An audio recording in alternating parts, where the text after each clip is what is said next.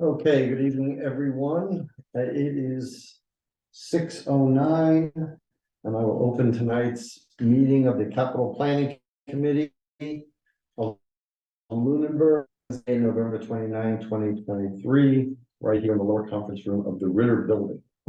In accordance with the requirements of open meeting law, please be advised that this meeting is being recorded and it will be broadcast over the Lunenburg Public Access Channel at a date in the future. It will be uploaded to the Lunenburg Access YouTube channel within 24 hours after the conclusion of the meeting. Zoom on a computer, smartphone, or tablet. And you can join us in the Zoom application. Tonight's webinar ID is 846-0798-7173. If you would like to join by phone, the toll-free number is 888-475-4499. And once again, the webinar ID is 846-0798-7173. Posted all topics which may be discussed at tonight's meeting and are those reasonably anticipated by the chair. Votes may be taken as a result of these discussions. Not all items listed may in fact be discussed, and other items not listed may also be brought up for discussion to the extent permitted by the open meeting law. We have a full board tonight and everybody is present, so we do not have to roll call. And I will open tonight's meeting with the public comment and from committee members. I just have three quick ones. Okay. So Peter, the first thing is, at the last meeting, I gave you wrong information about the school bus. Yeah. The drivers do not need a CDL or a 7D license from the state. There is some kind of certification that they gotta go to the state for. What it involves, I have no idea, but so there's some legwork to be done here. The other thing is, if somebody is like taking it on as a project for the school, we should probably go talk to some of the surrounding school districts who have, a few of them have gone that way and it hasn't worked out. Okay. I mean, I don't have an opinion one way or another on Nor the do I, by subject. the way. I said, nor do I. Yeah, so I just wanted to make it right with the information. The other, I don't know if this is the right moment to ask this. Public comments are the right moment for it. Okay, on the school swing set replacement, is there a swag as to what that could or couldn't be as far as cost? I don't recall. I have to find out for you. I don't. You mean the ultimate cost of replacement of the equipment? Yeah, it's just Yeah. I think it was in there in a future year. Yeah, I'd have to go back. Yeah.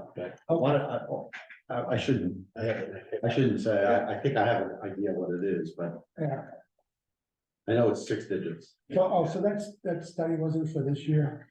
So the engineering and planning is for this year. Yeah. The equipment would be for an out year. Okay. And the Yeah. 170,000. The reason why we wanted to do the engineering this year, and there was a lot of discussion about the order by which we should do the engineering for the driveway and parking and the swings, was we didn't want the swings to limit the possibilities for where we would potentially route traffic. So the idea being, both are relatively immediate needs, but the idea being pursued the engineering and planning in parallel, then we could come up with a plan that we weren't ultimately going to plant swings where we thought we would ultimately put a parking lot or a driveway or Okay, something along those lines. okay. So what was that, 100 maybe? Yeah, 170. 170. Okay, all right. My third one is just a general question from a few of my neighbors. They're asking in the future, is it possible to put the maintenance of the town trees along the street in some kind of a capital budget to make that happen?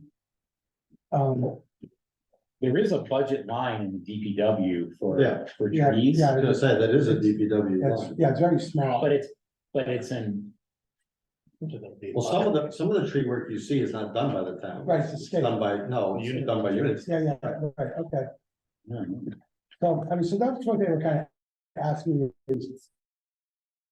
is there a, maybe through the capital plan process of making a project? And then if that is something, can citizens come in and petition to make it a capital plan item? I mean, again, it would seem to be an ongoing operational budget item.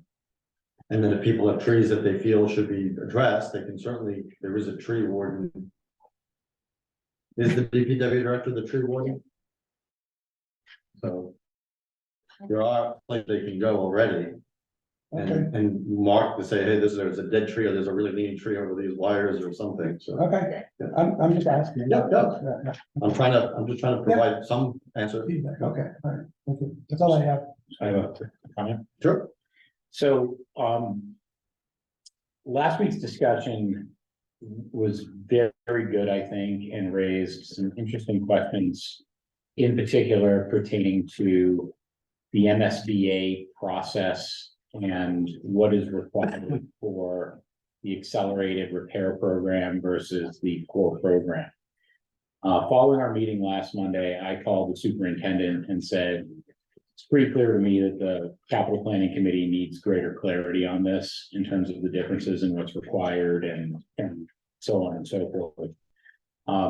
And that began a very interesting series of events on the part of the superintendent and to a lesser degree myself in investigating exactly what is the situation, particularly with respect to the accelerated repair program and how that potentially relates to other limitations and requirements of the school that I was unaware of, and some of which also conflicted with what I believed at our last meeting in terms of the necessity for detailed plans for the window project. All of that being said, we are not at a point of conclusion on any of it. Like the first live conversation with somebody at the MSBA happened today, and I have not even read the detailed notes on that conversation. So my hope is that by our next meeting, we will have a better answer to those questions and be able to provide greater clarity to the committee in terms of what's what relative to those two programs, the windows and the overall assessment and schematic plan. That being said, the school committee as a whole has not met for 3 weeks. We'll be meeting next Wednesday. So that may also come into play in terms of our ability to adjust fire if need be. But I just wanted to be very transparent that what I thought was a simple answer turned out to be nowhere near. And we're pursuing clarity on this topic. That would affect the 275K and the 290K planning numbers that were. So the one that I think and I'm being purely speculative here, because again, the committee has not met, Mhm. and I have to be very careful about how I put this. The one that I think that I have a question in my head around right now is specifically the 290 on the windows. The 275 for I think it's 275 for the assessment and schematic design, I'm very comfortable with. But there's some interrelation between the dependency or the red tape associated with the advanced repair program that we may need to put some additional thought around. So again, I don't want to speculate anymore, but there's more to the story than what I believed sitting here last Monday. Well, I think it's in all of our experience in municipal government, you think there's a simple answer, but it's not. There's a lot, especially in something of that nature. Any other comment from the committee? Any public comment from the public? Okay. So tonight is the 5th and final presentation. We'll say you're here, that's for last. Sure.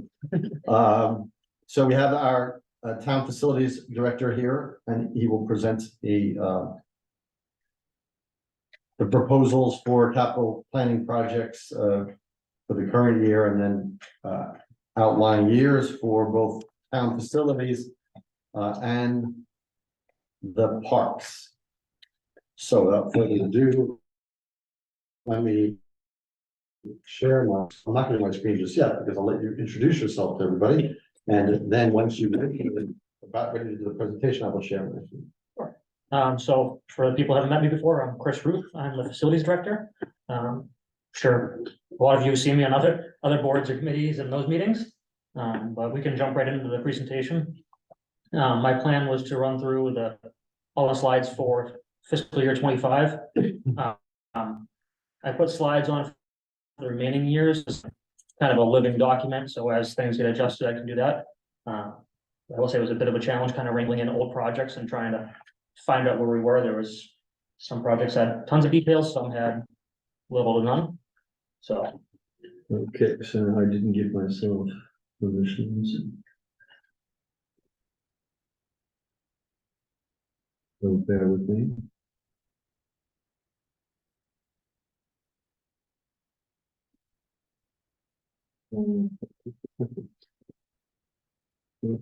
Make me the.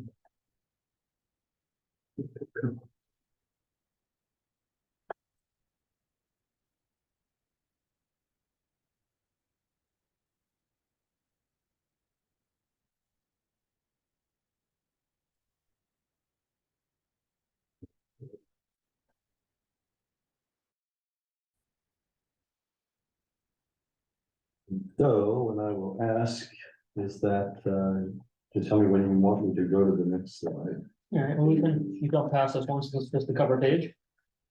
This one's just a quick introduction to what we have as the facilities and parks team. Myself as a director, Don Gagny, who's our interim facilities superintendent. Our facilities custodian is vacant, and Angela Clement is our recreation director.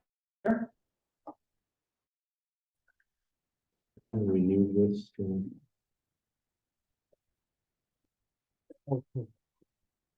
jump to the next one. Which is kind of a overview of what we're going over here today. The next slide shows us, this is showing us 25 and 26 projects that are on the list. I don't know if you want to review those or jump right into it. The next two slides are just showing the rest of the way through 2033, what's out there. It's your presentation, whatever, however you want to go through it. Well, we should, Don't don't restart. let's not restart. What, oh.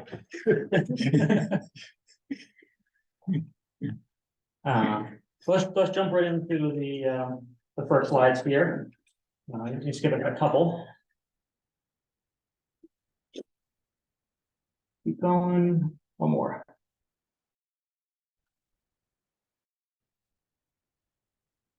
Yep. So this is kind of the breakdown of what we have on the docket for this year. Just over $1 million total would be if we went for all of them. But we can go to the next slide and start running through each individual. So total total is 1,056,000.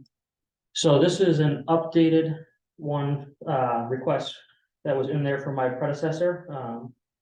Changed the plan a little bit, but the goal of this one is to replace all of the exterior locks for all town buildings, with the exception, schools are obviously separate, and get it all onto a master key system. While doing that, we would be integrating electric strikes for the main doors for the locks, and getting a key card system, which would also integrate with security. So when you come in the door, you swipe your card, it unlocks and disarms that door. Well, unlocks that door, disarms the whole system. When you leave, you double tap the card, rearms. The system will give us the ability to, the cards can be printed for, all the board members, so you guys have access and don't need physical keys anymore. They'll double as ID badges. It also gives us the ability to control the locks remotely. If we need to, if there's a snow alarm doesn't get set, we can set it remotely or have it set for, everything arms at midnight type of deal.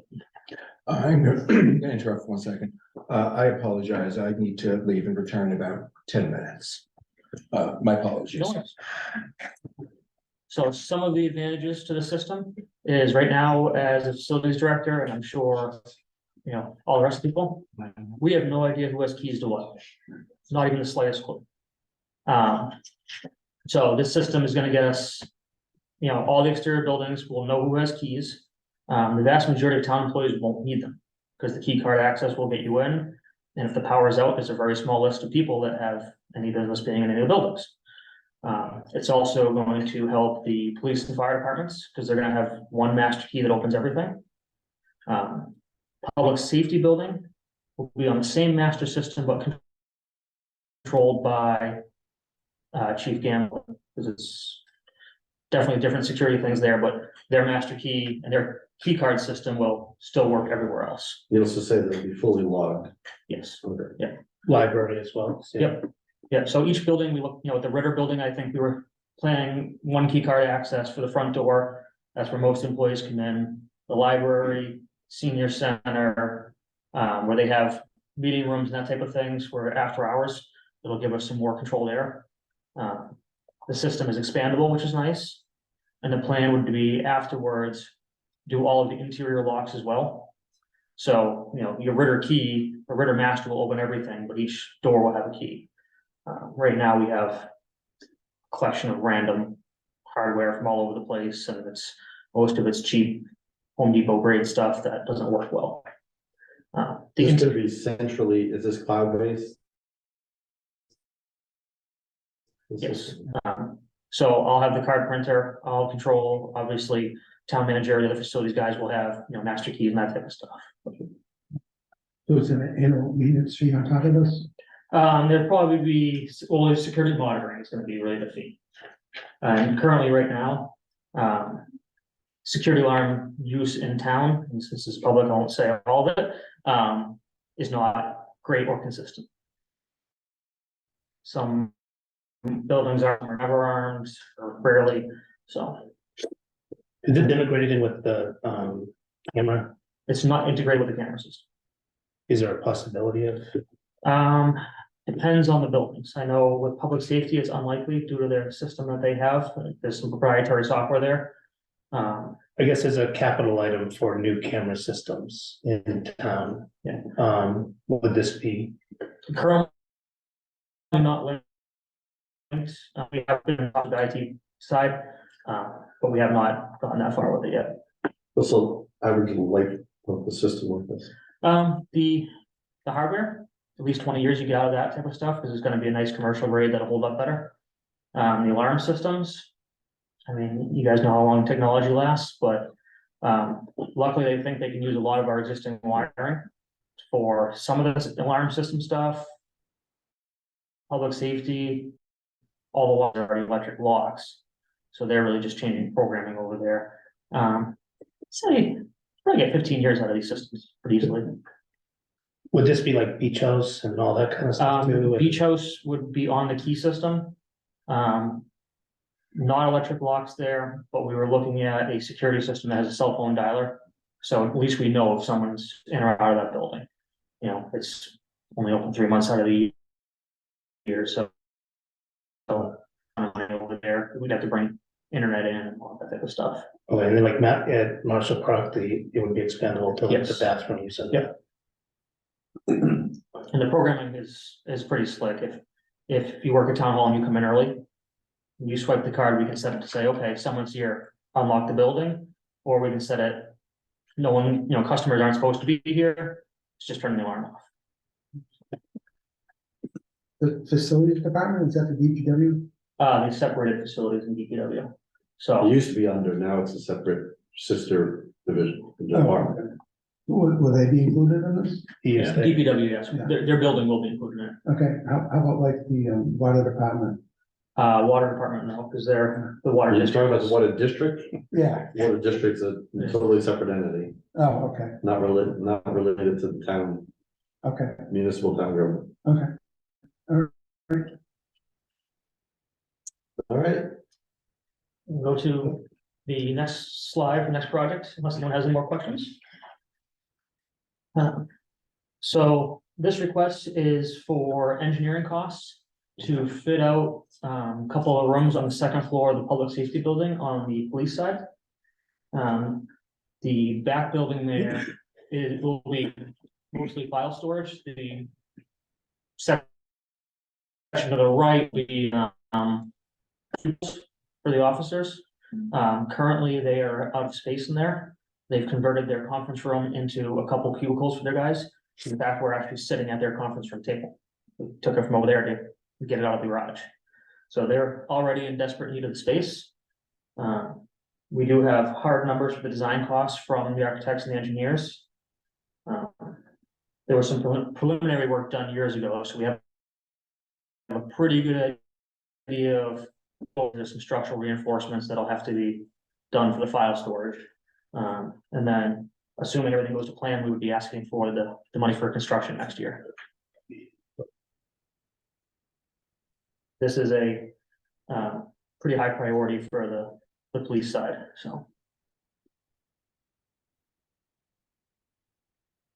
So. About a year and a half ago, I took a tour of the public safety building and went into that back corner room where they've got all of the records. Yep. And, you know, it's basically an unfinished attic Yep. with a secure door Yes. on it. But what was really apparent was that the records there, you know, are, you know, much like, you know, keep my tax records, right? As I'm done filing my taxes, I stick it in the filing cabinet, it's never to be seen. And hopefully, right?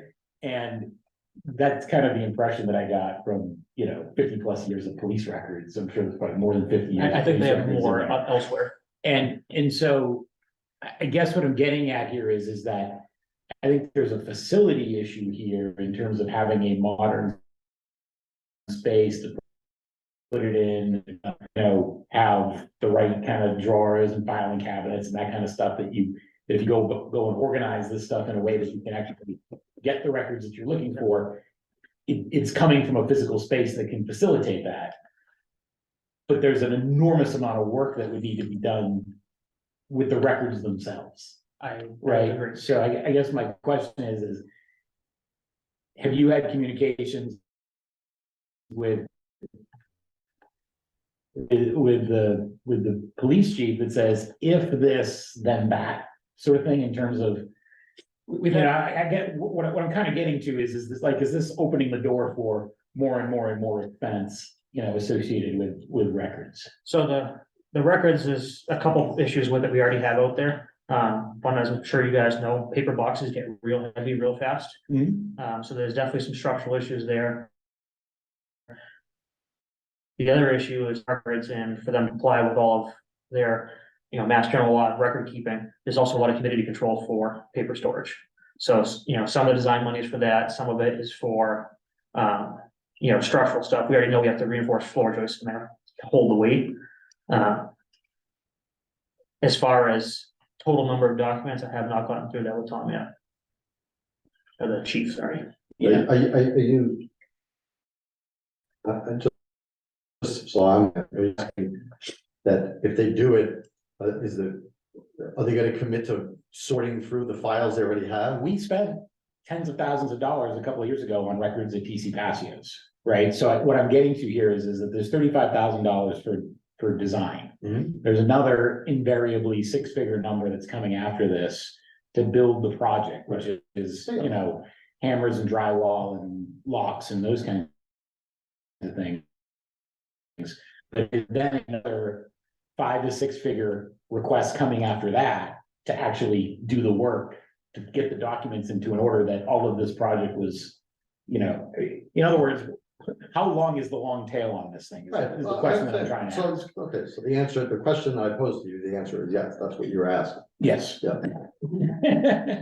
That, yeah, I mean, you'd have to, I guess, I don't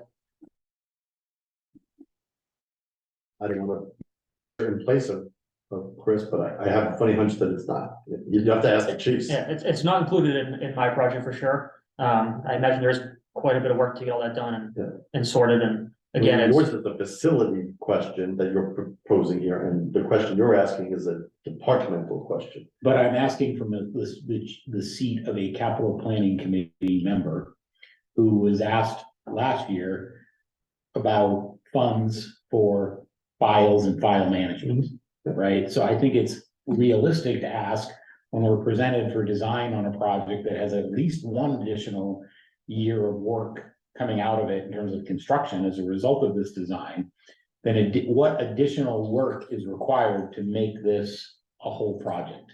And I don't think that's an unreasonable ask. I agree with you. From a finance committee standpoint, we would ask that. The timing of some of the stuff gets wonky. Fair enough, yeah. It's a good question, like what's the total project cost, capital and labor and everything else associated with it? I guess the question I would, yeah, I'll let you answer it before I comment. I mean, truth be told, we need to get a little further into the design. I would do my answer. My answer is that's what the $35,000 is for, is to develop the scope of what is exactly going to be needed, you know, how much shoring up of the joists do you have to do? How much is it, you know, how much are they going to want to keep and throw out and sort through, and, you know, I think that's, yeah. That's an unknown, I think, at this point. It would seem to me that it would be an unknown. We do need to sort through that, because the records need to be locked separate, and there's, you know, there's only, I wanna say, only the lieutenant and the chief actually have the key to the door. If they don't need a ton of records, but they need more space, we could even build another wall in that back section and shrink the record storage. But again, it is a good question addressed, it's just, In the temporary storage for this while the project could be going on. we'll make it work. It probably won't be pretty. It takes a while for the weekend. The chief may have to park his car outside of the garage for a while, but, we always find a way to make it work, but again, It would seem though that like police records have the custody and. Yeah, that general stuff has to custody be- And all sorts of other stuff Yeah. associated. yeah, the rest of the stuff that's up there is easily moved, so it's, you know, there's old computers that need to be taken care of and tossed, but the records, we would have to come up with something. I'm not sure all of their requirements of what they need, but that would be next steps. How much office space do we actually have with respect to the police department? Like, I understand that our, you know, we've expanded our police force by probably 30% over the last several years. I don't know the exact numbers, but probably give or take, you know. But that being said, in actuality, the number of officers that we have on patrol at any given time has really gone from 2 to 3. Right now, we've got a detective, we've got other things going on, but in reality, as a citizen, I would hope that the officers are out there, you know, watching the streets and following up on calls and those kinds of things, not spending their time sitting at a desk. That's why, you know, in my mind, they became police officers, was to not do that. Or I guess what I'm getting to, the question I'm getting to is are we 100% sure that we've maximized the available to say do the job that we're doing today? Recognizing the fact that that building was built nearly 20 years ago for a police force that was, you know, roughly 60% of the size of our current force. Yeah, so we've looked at it. I mean, is there a possibility of shrink an office here, shrink an office there? Of course, there always is. But they currently have, you know, officers come in and write the reports, they're sitting at more or less a swing space. You know, in my understanding, I think what the chief would be looking for is get the detectives upstairs into that office space. And by office space, we're talking cubicles, not everyone getting their own office, so it's still moldable as we need to. You know, that way the detectives have some more quiet space to work. You know, the officers that are coming in just to write a report can stay downstairs. You know, the potential to give them back a conference room. I'm not giving up my table. I like it. It was heavy to move, so it's gonna live here for a while. But it's very tight on space. So.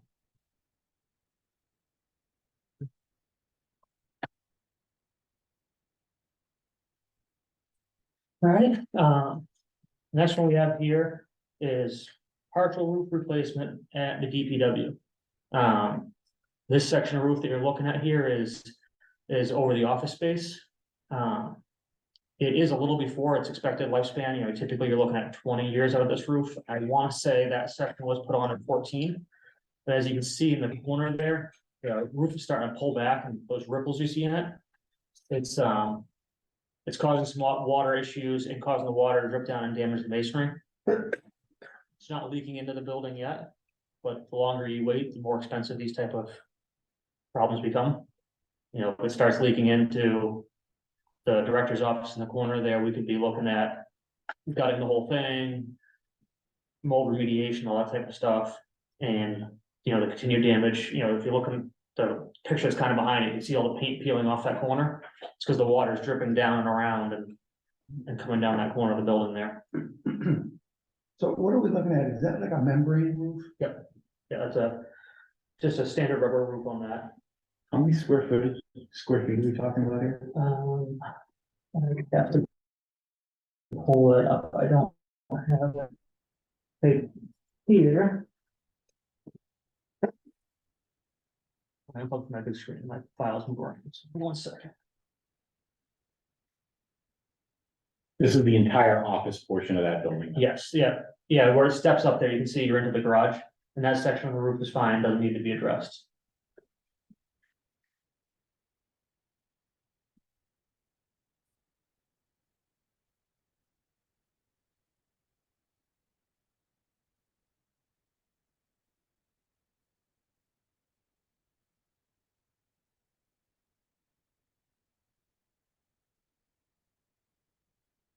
It says less than 10 years on it.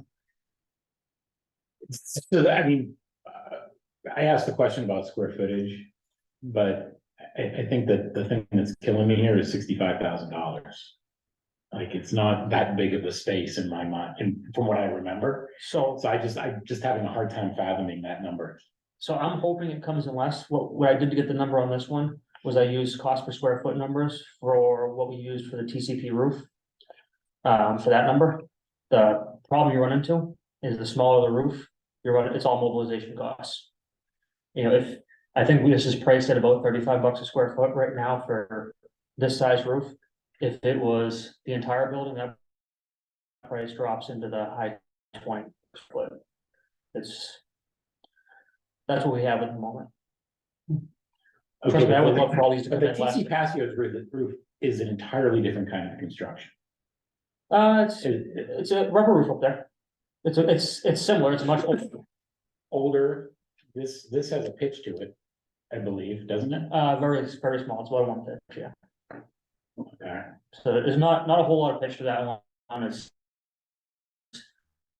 As far as you couldn't find blood of rubber roof on that per code, I think you need at least a 3 before you can go to a different type of roofing. So this wouldn't be a candidate for steel roofs? It could be, the rest of the roof is rubber, and it's. A rubber roof is easier if you ever have to work on it. Steel roofs end up being slippery.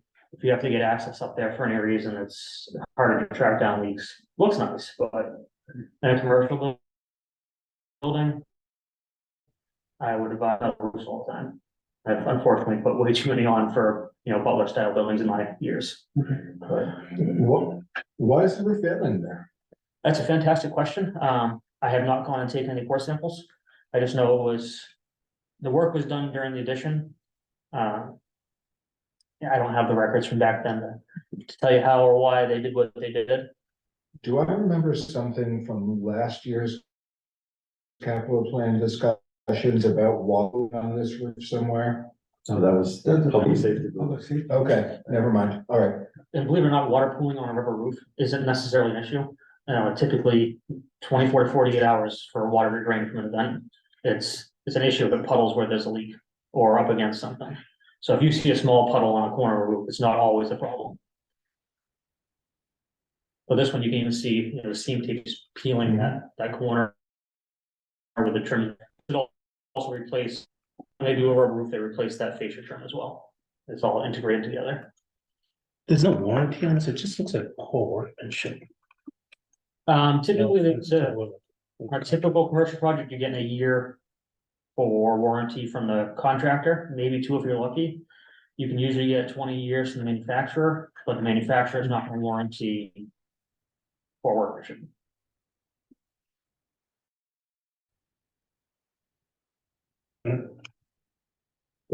That's not a person in the back to give it scale, that's a vent pipe. There's a vent pipe and then there's a, you can see where the wires come across, there's a little Right, hole. but in front of that is in front of the where the wires are, that's just a vent pipe. Right? Yes. Okay, as I looked at it quickly, I'm like, is that a guy with a white coat? Like, because that would give it that'd be a huge scale. It would be huge, but Yeah, it's really not, it's not a big space, No, which no. is just why I just can't fathom $65,000. again, I don't have a firm quote. I use this cost per square foot number, and there is a potential it comes in lower. You know, obviously it's, you know, I put the priority as medium because it is an issue, but it's not, it's the end of the world issue. It's not like TCP where it's water dumping into the building once a week. You know, this is gonna be more of a preventative, keep us from having a real issue. Is there any remedy to not have this discussion in another 6 years from now? Well, with them installing it now and me watching like a hawk, that's kind of the best we got. The other thing you can do too is if you start when you get a new roof put on a section, if you pay for a yearly inspection from the roofer, which you can almost do it yourself, but if it's a roofer that's licensed with the, you know, we put a Firestone on there for manufacturer, they're licensed with Firestone and they inspect it every year. The manufacturer's warranty can actually go from 20 to 25 years. So spending a few bucks to keep an eye on these type of issues is actually worthwhile in the long run. Into the 10-year plan, I think you should hire a roofer. There's a lot of roofing going on in this. Quite a bit, yeah. Now we're coming up on the library and the public safety will be a couple years down the road. Everyone thinks of them as brand new buildings, but they're both 20 years old now.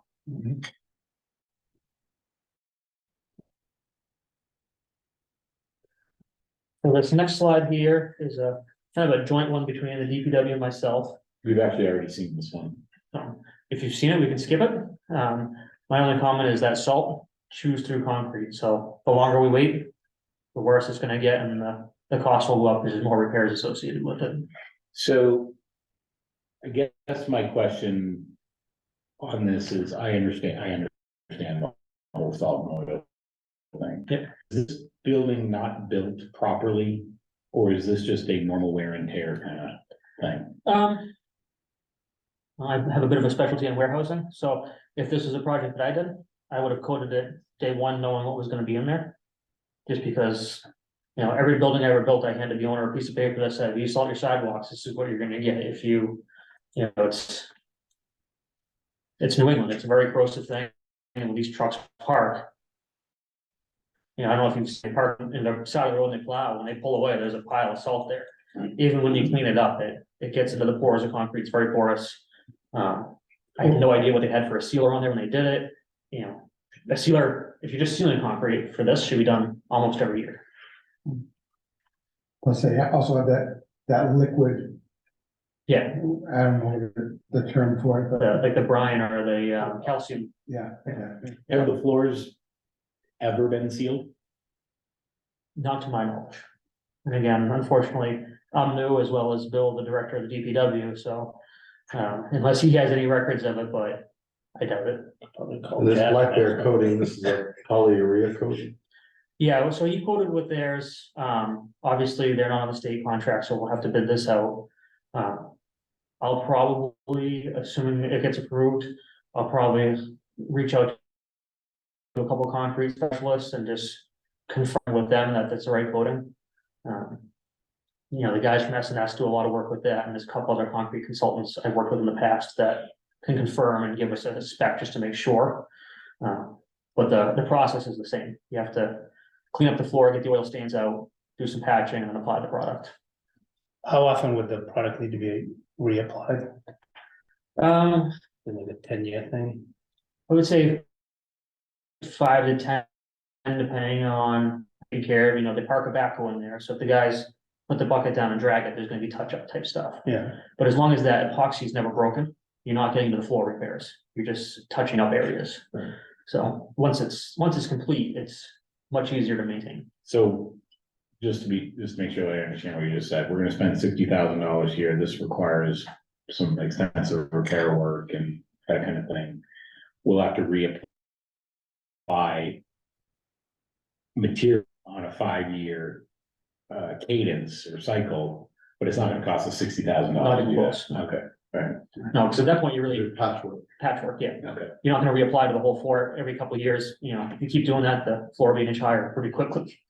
Well, there is a point at which it just wears out, you gotta reapply everything. Yeah, I mean, you're gonna see the areas where the tire tracks run it over every time, and those are the areas that we're gonna be cleaning up and then filling. And you know. Any equipment gets stressed, or that type of thing. Likely around the doors gets quite a bit of abuse as well. The next one, kind of a bit of a no-brainer, if you ask me, is the full asbestos testing for TCP. We know there's quite a bit in there, but we can't even work on a plan until we've got a full report of where everything is and what we're really into for it. You know, right now, the picture of the pipes there, that's all asbestos without even having it tested. I can tell you from a mile away. The floor tiles, that picture is floor tiles that are popping up because they got wet. And now the space is unusable. So having the full report is gonna help us, especially with the municipal design committee of coming up with a real plan for that building. The other thing is, even if we were to tear it down, we still have to do this. There's no way around it. The town owns that asbestos, cradle to grave, so What's the cost of the testing? we have an estimate of 55,000 to do all testing. 55, not 50. It's the one I didn't write the total one. Oh, it is.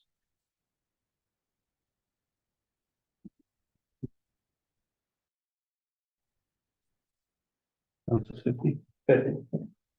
So.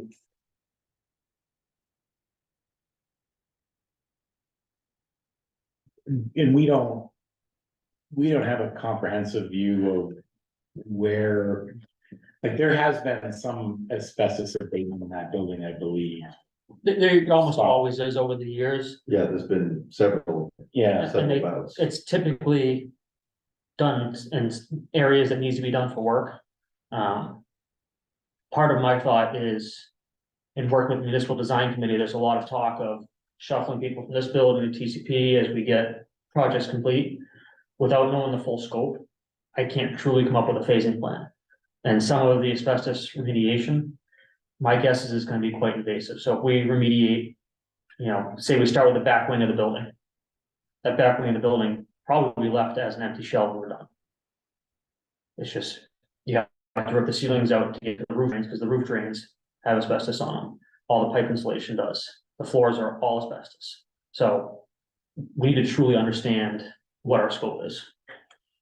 yeah, I guess I kind of put this in the same category as the assessment that needs to be done on Turkey Hill, right? Like, it's all kind of part of the same decision-making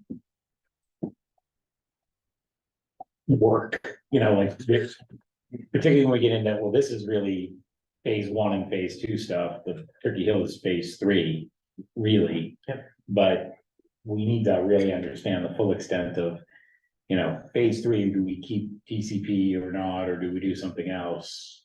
This is important information to have, just in terms of the cost and where the stuff is.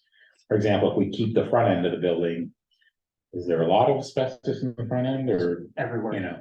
Well, this sounds like it needs to be though, even if we tear it down. Right. Yeah, but- So, Yeah. to me, it's kind of a no-brainer from that Now- perspective. Yeah, it's gonna get more expensive. All no matter what paths we do. lead through this, right? And now, 2 years ago, we considered a proposal that one was to tear down the building and rebuild it, and the other one was to do an extensive renovation on the building. Was any of this information necessary to do that? Yeah. Or was this rolled into those projects? Yeah. From what I saw, I've had to take a guess, they just took a stab at the number based off of assumptions and what you can see. I mean, we know the floors are all hot. They are assuming all the pipe installation is, you know, To the best of my understanding, those of recollection, those two projects, I mean, obviously. The tear down and build a new one, we have to remediate and get rid of, just like we did with the school next door here. If we were gonna renovate it, it's a line item in it for just removing all of the asbestos. And that would have encompassed these costs that we're looking at now. and even renovating it. The best way to do it again, because no matter what, we have to deal with it someday. We're better off getting all of it now and just not having any hazardous materials left in the building. Until 20 years when they find another. Yeah, Still the bill will be the Right, bill. that's right. It's already hit the construction side, so. But that's more of while you're working, it's an issue, but we'll see, you know, give it, like you said, 20 years, it'll be. It'll be PFAS, but. Well, unfortunately, you know, asbestos isn't banned in the US, it's still used in quite a few things. That it's very good for, and products that come from overseas can also still contain it, so it's. I went to school in that building, and when I was going to school there was exposed. You know, asbestos all over the place. Before that, it was lead paint, right? Yeah, So yeah. It's always something. There's lead in the pipes. Yeah, but it was back before the days where you even needed to cap it, you know what I mean? Like, it was just like flaking. You know, when it flakes and it doesn't get airborne, you're okay. It's once it's airborne, it becomes the problem. You know, some of like the asbestos caulking, the guys will wear masks while they do it, but they spray it with spray glue and just scrape it. Because it's not friable, it's not in the air, it's not a hazard to you. All right. So the next one is, flooring replacement for the Ritter building. Folks that are in the room can look around and enough explanation. It's, well beyond its life, and the current use of the building gets quite a bit of traffic in here between, you know, building department upstairs, the veteran office down here. It gets quite a bit of use. I don't have a direct quote for this. This is one of the, trying to fully understand the scope and where the pricing came from. My gut tells me the number is fairly reasonable. A lot of furniture to be moved in the process of replacing flooring. How old is the current flooring?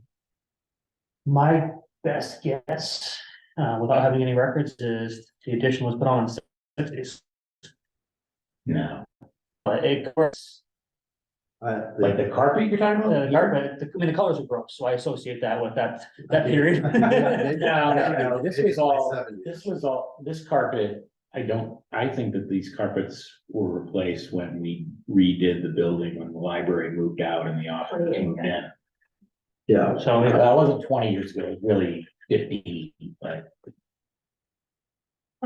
This is in the library from. this building was unoccupied for several years. I would say 3 to 5 years it was occupied. and any flooring we would put in would be carpet squares instead of a broad loom like this, so if there's an area that's damaged, peel it up and you drop a new tile down. And especially in a building like this, we would make sure to get extra attic stock, so when someone coming in to file a permit dumps their coffee on the floor, we can pop So- it right up and. So I'll ask you the question that I asked last year before you got here. And here we are again. So this building is the topic of phase 1 of the municipal building plan. Yes, If we go in and refloor this building in its current state, and then we're gonna come in and we're gonna move everybody in here, out of here. We're gonna do some work and we're gonna bring in school department offices into this building. Should we be replacing the floors in here now, or should we be waiting until we do that project? so I had the exact same thought. And not to insult anyone that's worked on any of them. You know, we've been talking about these plans as a town for what, 10 years? And we haven't done anything yet. So in the meantime, we do have to maintain the building until a decision's made. I also did have some preliminary discussions with the building design committee of, I think phase 1 should be reordered. You know, if the building design committee, if the reality is, if we're gonna put an addition on this building, the right way to do that project is build the addition, move everyone out of this building into there. And then rehab this. There's moving people into TCP. Temporarily, that building cannot handle it. It's a much bigger cost than anyone's anticipating, that we have to replace every exterior door in the building. Wi-Fi only covers a small patch of it. The electrical system is, they're blowing fuses a couple times a week, at least during the summer. So I think, So what you just said makes complete sense to me. I still can't resolve spending $60,000 that we're likely to just toss in 5 or 6 years from now. if it's 5 or 6 Well, years, 5 or 6 years, then it paid for itself, I would say. yeah. Well, not if you're, I mean, I don't know. And it's also, you know, what's the scope of what we're rehabbing here? Most of the walls on this level would be quite difficult to change, you know. Behind this wall here is solid brick. We're not moving that wall. You know, my recommendation for a rehab down here. The first thing that needs to really happen if people are moving in here and reorganizing is pull this entire ceiling out. We should never have a hard ceiling inside of a commercial space where God knows what's abandoned up there, and every time there's an issue, we can't get to it. So that would be the bulk of the work down here would be rip the ceiling out. Might be able to reconfigure the 2 end offices, but other than that, you're into major structural changes to change anything on this floor. The second floor, you know, first and second floor, whole different story. And I don't disagree. We need to maintain the buildings. And without having a concrete agreed upon plan from building design, I'm gonna recommend we move forward with the floor. But, you know, it's, I understand your point. yeah, Right, and I get But yours. here's, right, we make a recommendation for capital planning, projects. The town manager is going to bring these capital planning projects to town meeting in May. At the same town meeting, we're told that the municipal building committee is gonna bring forth a plan that's gonna include a, you know, reasonably solid plan for phase 1, and then phase 2, and then phase 3 is gonna be less solid. Right? So on the one hand, we're gonna have an article that says, put new floors in Ritter. And then literally at the same town meeting, we're gonna say, yes, go forward and do the design plan and implementation. Go forth and do phase 1. So we're telling people we're gonna spend money just to throw it away. It's, In my mind, like you have to be pretty skilled. We did it with the roof on TC Passios. I would have said, take that off, move back out somewhere, move the offices out, and let that part of the building die. I think we're throwing good money after bad on projects like this. And I think that, I think this whole notion of, oh, well, there's been, you know, we've been talking about this forever, granted, we gotta get to the point of like, put pen to paper, put all the plans in place, let's get this thing funded and let's Yeah, do this. I completely agree. I do see the TCP problem as a little bit different, but at least with flooring where there's no safety concern with this flooring, it's mostly aesthetic, as I understand it, like, I don't get it. I don't disagree, and if we had a concrete plan from the building design committee, it would probably change quite a few of the order on these, and, you know, unfortunately, we don't have that at the moment. Well, you so. need more than a concrete plan from the design committee, you need a sign, you need a sign on from town. Yeah. So, you know, there's. They can, as a committee, can agree all they want, they could have unanimous, it doesn't really matter. Yeah, and we could push it off, and 3 years from now, we really have to do it because something hasn't happened yet. And then the redesign could be like 2 years away, and you know, it's fair point. there's a lot of balls in the air on it, and it's. You know, again, I'm gonna recommend it, and I'm gonna leave it to you guys and then the town meeting to make the vote for it. And To the point of that, at the same town meeting, you may be able to ask to address them.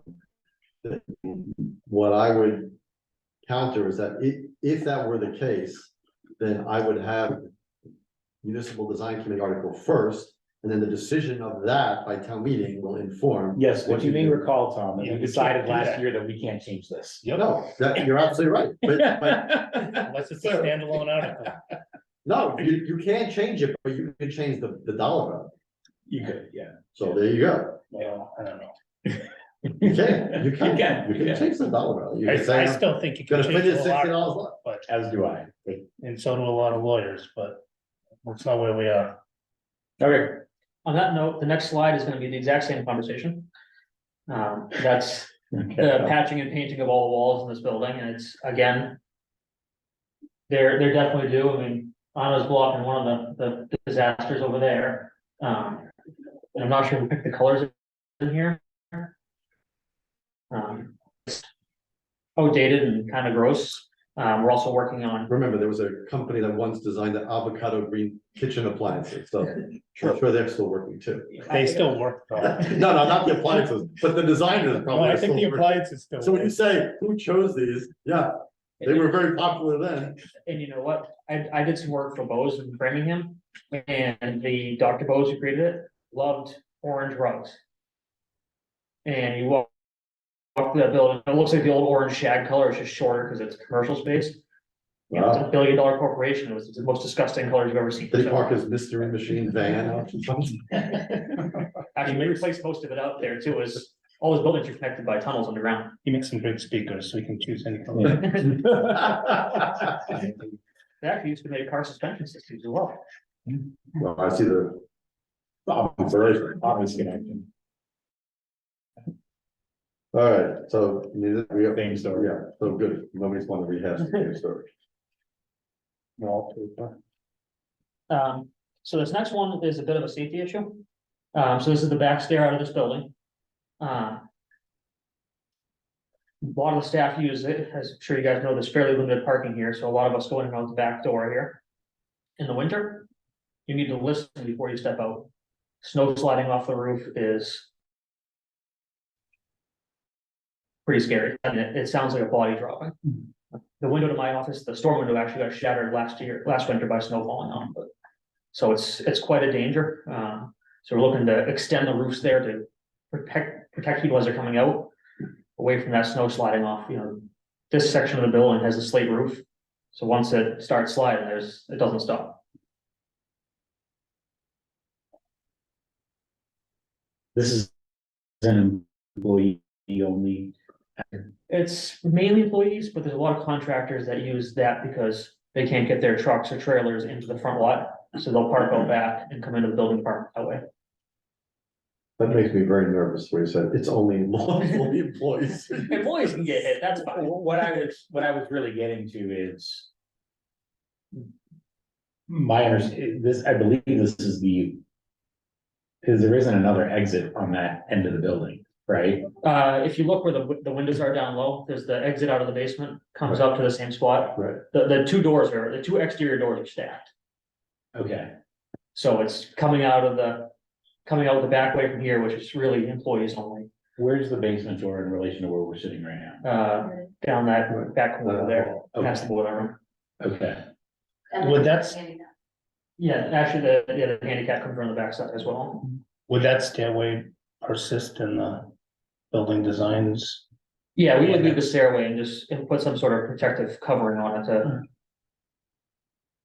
Or you mean in the, With the expansion? With the you go and expansion. renovate or expand. I don't know. Yeah, with the I haven't- I expansion. haven't seen the expansion, I don't remember where they're putting, what's on that one. Expansions that way. well, some of it goes straight out back, I believe, isn't it?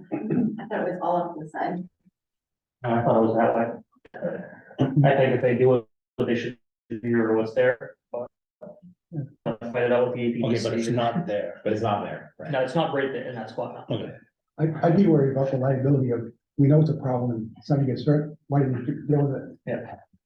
We knew it was a problem. Well, the question that I was getting to is this the moral equivalent of a fire escape? Right, where it should be used in emergency circumstances only, Yeah, the door to the building is over there. yeah, I was wondering the same. thing. And it sounds like it is, based on the way you're describing. I think it's built as an emergency, but again, with the parking, most of the contractors go through there, so can we redirect them? Sure, but then we're forcing people to walk around the Right, building and exactly. parks. And we already have the approved plans from the APDC for the ramp up front, which is gonna have a little less parking anyway. It will always move the handicap to the side. My totally ancillary concern is how did a beautiful building like this from an outside, who designed probably the world's most mismatched and pretty disgusting stairway to this, I mean, I don't disagree at all. I did find pictures of stairway used to be a concrete stair heading straight up to the Ah. driveway. you would think that this was a concrete stair because of the building. Yeah, it originally was, but it went straight out into the roadway. So your last step, you were getting clipped by a car coming by. Right, well, you could make it concrete steps and make it in that direction. Good. Anyway. That's not what you're asking for, and what you're asking for seems to be a reasonable request from my perspective. So this next one, I do have another question on this building, I guess. Is there a plan to like mark parking spots up front or anything? Or when we do the project with the ramp, all that will work. Yeah, Okay, because right now it's, and put up the lights, like it's really dark up there. yeah, if somebody that, yeah, well, the front will have a whole, to have lights. The backside is, minimal lighting, but truth be told, the parking out back right now for employees is if you worked here long enough, you know which spots to be in. Because there's a pine tree out there that just dumps sap all day long on your car.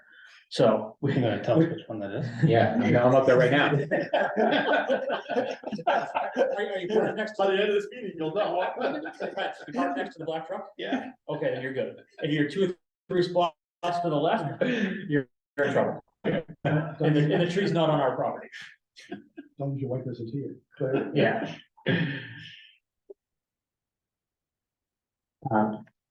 So this next one has been, I'm sure, on your radar for a little while. The senior center has fairly limited dedicated parking for the building. They were looking to expand parking down towards the Kids Kingdom side. The original plans they had will have to be modified a little bit. There's parking next to Kids Kingdom, which now most of that is into the new outdoor patio area. And we're putting a generator out on that side of the building as well. So we're going to do the design work as well. This is asking for design and estimated construction costs. I don't know how much appetite there's going to be to spend that kind of money for parking when it's working, but it's senior citizens. I don't know if you guys have been by during the day, but that entire road is packed whenever something's Yeah. going on. So this was an extensive discussion last year, and Yeah. I'm sure the town managers told you about. My position on this last year was the design that we saw last year, which ran between the Kids Kingdom property and the Eagle House. I was concerned about, number one, the estimate for spaces relative to cost. Yep. Because the net gain was not substantial. The other issue was the proximity to Kids Kingdom. And in my mind, lumping the design and project costs together not only does not answer my questions, but I'm inclined to determine, to conclude that, in fact, it's really to not answer the question and just go from one to the next without answering the question, right? So the moral dilemma that I have here is I completely agree we need more parking here. Like, I view this as not a low priority issue. But I just can't understand why we're coming at it this way. I don't disagree, and I didn't have a whole lot of time to change this plan. I mean, if you ask me in a perfect world what the answer is, it's relocate Kids Kingdom That is. 100 feet to the To me, right. that is the only answer. I don't know you solve this problem with the topography any other way, and I've said this many times. That to me is the only way you get any appreciable space and get the safety. And just to Peter's point, to lumping them together, we just talked about the building out, the design work to build out the public safety building second floor. And it's like, it's okay to say, I don't know how much it's gonna cost, that's why we wanna spend $35,000. To lump in 150 to say you're gonna do design and parking, to me is unreasonable, and it's more than just a finger in the wind. I mean, it's like, it's a finger in the wind with your eyes closed and fingers in your ears too. It's like, it is a complete and absolute guess. And, you know, that I can't be supportive of something of that nature, especially since, given the tract of land they have, without doing what you suggested, I don't see how you even get the answer. I don't care, any engineering is gonna solve this. I So what- don't disagree. So one breakthrough that we did have last year in this discussion, that the town manager helped me out with, was we were looking at, property lines. Because there was an issue where a certain property was transferred and not transferred between the school department and the town, and my interpretation was that we had a property line running directly through that field. And that is not the case. I think we resolved that last year, that the town does have control of that field space. Up to, well beyond field space. I know we had this. The exact footprint, I don't recall exactly whether that was all in or not, or where we landed on that, but the field itself, the town does control. So that could happen. I don't know if it's the wisest thing considering what we're talking about with DCP, but I think, you know, I mean, that's a reasonable thing. I don't disagree with any of your comments. You know, some of these projects were existing ones that I was trying not to come in and change every single project. Truth be told, if we have to, we can get some engineering pricing for this, and we can go back in front of, you know, special town meeting if we had to after May, and present what our engineering costs are and kick the construction down a further year. Do you have just like a satellite photo of where you would put the parking? I don't have anything marked up with that. You know, the photos were all my drone that I sent out to get them, but, it's what would be the correct parking lot, is that footprint. And I don't know all of the history behind what's there now, and if there would be any resistance to moving it. Do we have an idea of their need? Do you have? I could get a count, I don't have it offhand though, Who's senior centers? Yeah, The parking. because they only have, what was it, 9 spots that are theirs on their property, and then they share the rest with the teen center. And if, you know, the teen center has somebody basically close their top lot, and yeah, it's to put it next to the building is tough, you know. I know driving around and you see events happening in town, there's a lot of SUVs and a lot of pickups. So you're gonna want the bigger spaces when you do it. You know, especially, you know, an elderly population is gonna appreciate a little bit more room while they're trying to maneuver and park their cars. So, you know, in my mind, that would be the best space. well, it seems to me that we should be giving the Boys and Girls Club parking to the senior center. Like priority should be given to the seniors, and then young families and kids can walk and park elsewhere, but. So I've spent a lot of time up there, and last year. I went up there a couple of days and watched what was going on in the afternoons, and then I did it again in the spring when the kids were spending more time outside. And I do not subscribe to the fact that, to the statement that parking lot between the two of them is over capacity.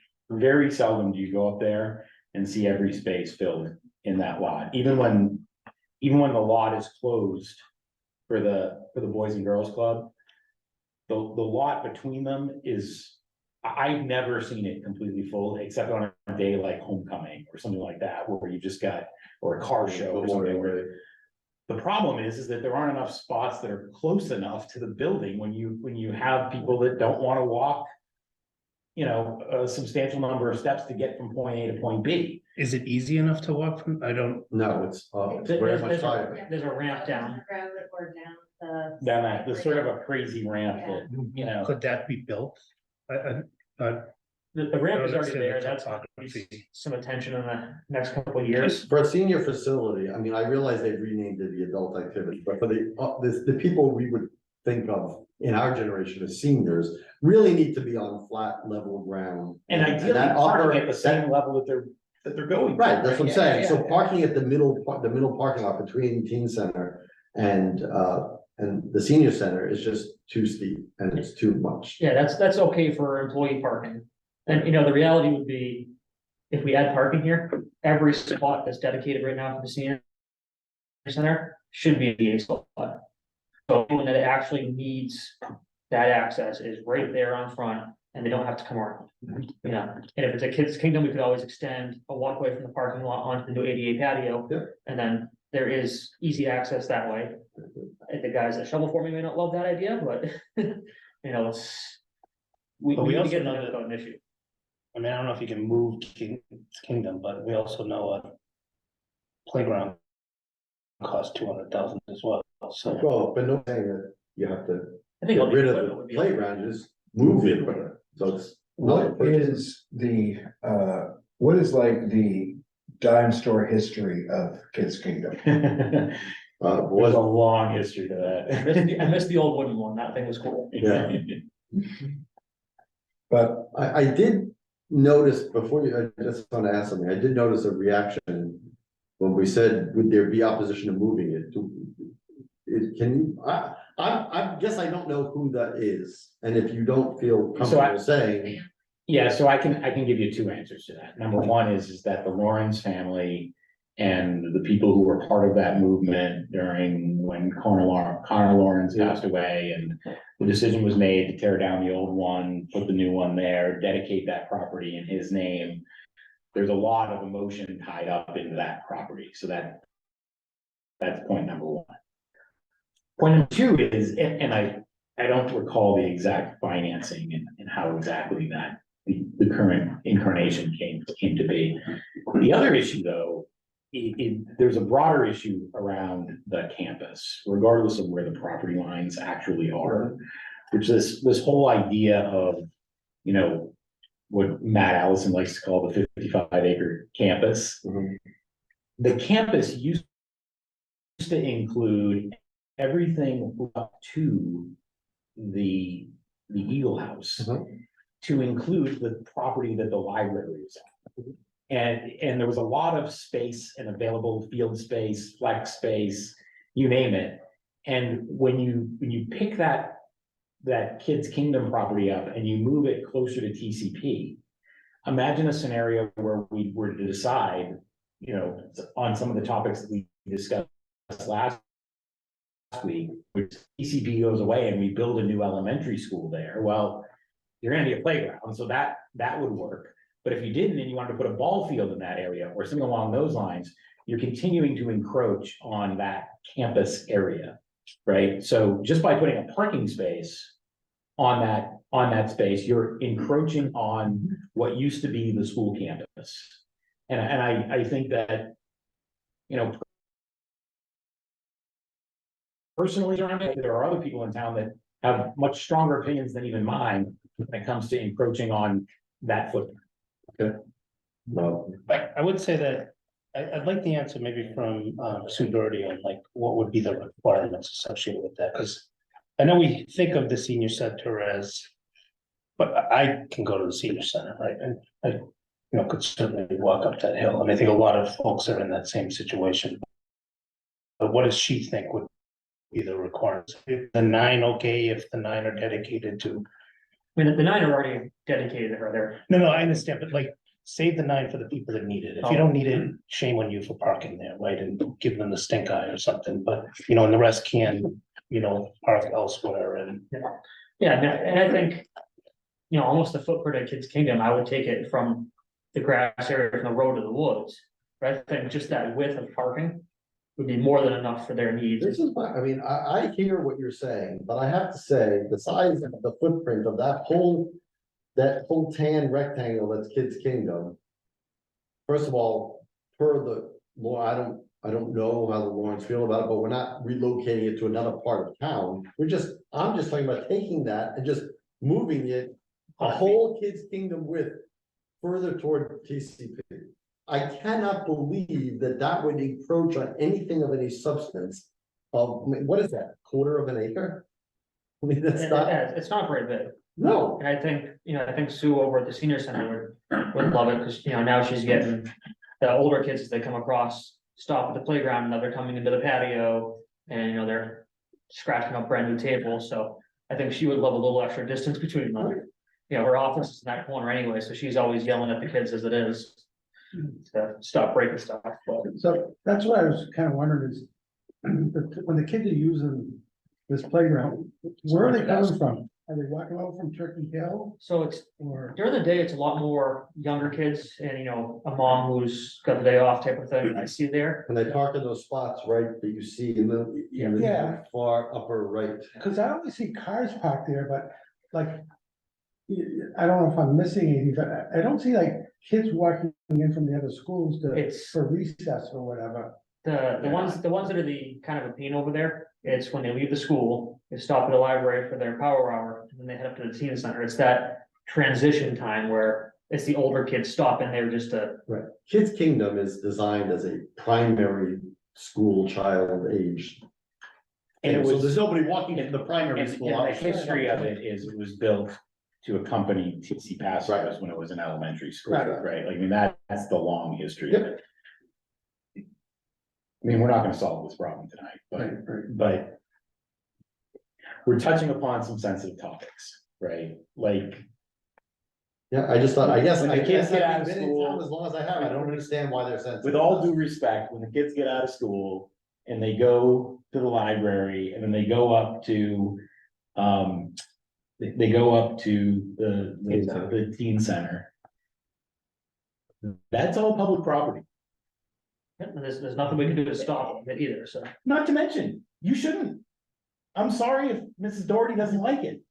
You shouldn't. Oh, yeah, it's really only the Well, vandalism. they're not, well, vandalism is one thing, but I don't, I think really the issue here is that they're encroaching on the property. And we've got a tight space there, which is the issue that I was talking about previously. And there is some regular vandalism issues that we do have there. It's not a once in a blue moon type of thing where, you know, we're replacing one of the swing set features is a thing that's chained at the top and the bottom. We're at least once a month replacing the chains in the bottom because there's the big kids over there swinging and smashing into each other and it's, you know, we were all teenagers. It's what they do. Again, it's public property, so it is what it is, and it's part of the maintenance cost. I just passing along what I've heard, you know, I have a police radio in my office. I hear calls all the time of kids are doing this. Can you just send a cruiser by so they stop? Well, I'm gonna say the unpopular thing because I haven't lived in town enough to know all the history. And so people can be mad at me and that's okay. That might not be a good spot for a playground anymore. I mean, like, I say that as a parent who has brought my children there many times and I enjoy that playground. They're kind of aging out of it-ish now, but Maybe the real issue is the teen center. Cause I don't think it's the kids at the playground that are vandalizing No, it's not what it is. no, but I mean, but that's the third rail of everything is the teen center. You can't talk at all about anything against the teen center. But they take over everything in town. They do. They take over TCP, they got the gyms booked all afternoon. I think that's the real issue, the teen center. It's not that playground, I can tell you. I'm a big fan of giving teens a There- lot to do, Yeah, because giving them things to do means they're not necessarily creating things. I would say that for everyone in town. Yeah. And to shut down the entire center of town because of the teen center is not doing a service to everyone in town. You can't book the gyms because it's given to after school and before school and then the teen center. Right, so there's like one day. Well, so, I mean, yes and no, like, so it's in between the hours of 3 and 5. It's a very narrow, you don't have a lot of customers for that. So the gym, the facilities that we have is split between the groups that use it. So right now, having only a part-time rec director, we wouldn't have ways to have a lot more than they're offering. So right now, the balance is what's working out based on the resources that we have and the user groups we have. I hear you, and like that space, we're really just talking about 2 hours a day. So I'm gonna bring this back to. Yeah. Senior center parking, Yes. and I will just, I will add the only thing that the parking at the senior center. The seniors they constitute, I believe it lasts 27 to 30% of the population in the town. Very successful. We've been very blessed by having council on aging directors who have increased the usage and the participation in that. And like when this building was looking to be replaced with the public library, because this building had 7 parking spaces for an entire town of, I think at that point, 8,000. I think it's embarrassing to have a senior center that's that popular, that has 7 of its own spots. And we're at, people are walking along the street that's, now it's not the most traveled street, but it's dangerous. When it's dark, it's asking people with mobility issues to walk a long way in the street, and we don't have enough spaces. And here we have a whole tract of land. I would say chop off 3 acres off the property. I'm just saying, just flip the playground horizontally over and just move it over there. It just, It also may make conversation with the teen center, you know, town hall parking is an issue. And a lot of them park on the road as well. If there's more spots, that gives more room in the teen center lot, at least during the day for town hall employees. The whole center of town has a pretty big parking issue. Yeah. oh yeah, it's been forever. And what Tom said is absolutely correct. And again, what I said at the very beginning, I think that this is a problem that needs to get solved, and it will not be solved 100%. Not everybody will be happy. But I think we be thoughtful about how we're gonna use this space, and to just put $150,000 and say it's gonna land where it lands, I don't. Yes, feel- to your point, directly to the charge of this committee, I look at the 150 and say, I don't see it. I don't see how you do design and anything for that money. And so again, Yeah, and it'd that's, be hard for me to support.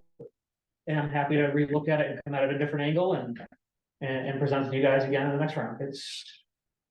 There's plenty to do, so. I do think if you're gonna deal with the issue, which seems to be an issue, we gotta get the requirements from Sue, right? You should always start with requirements. And then B, have that discussion with, those that are vested in King's Kingdom, is whether there is a sensitivity and be mindful of that, because it's a pretty,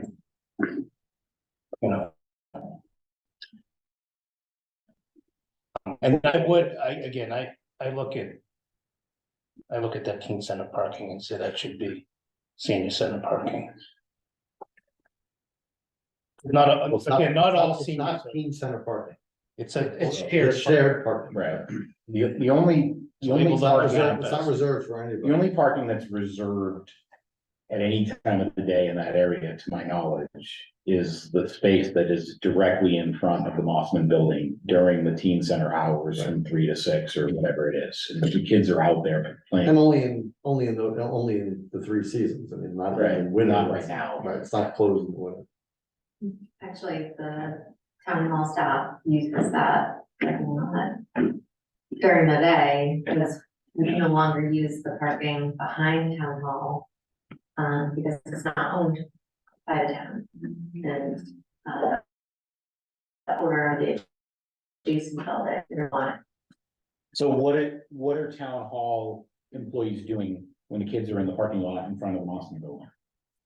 They park in the parking lot, and if they're out if the kids are out playing in the parking lot, they stop, usually they have cones Right. up.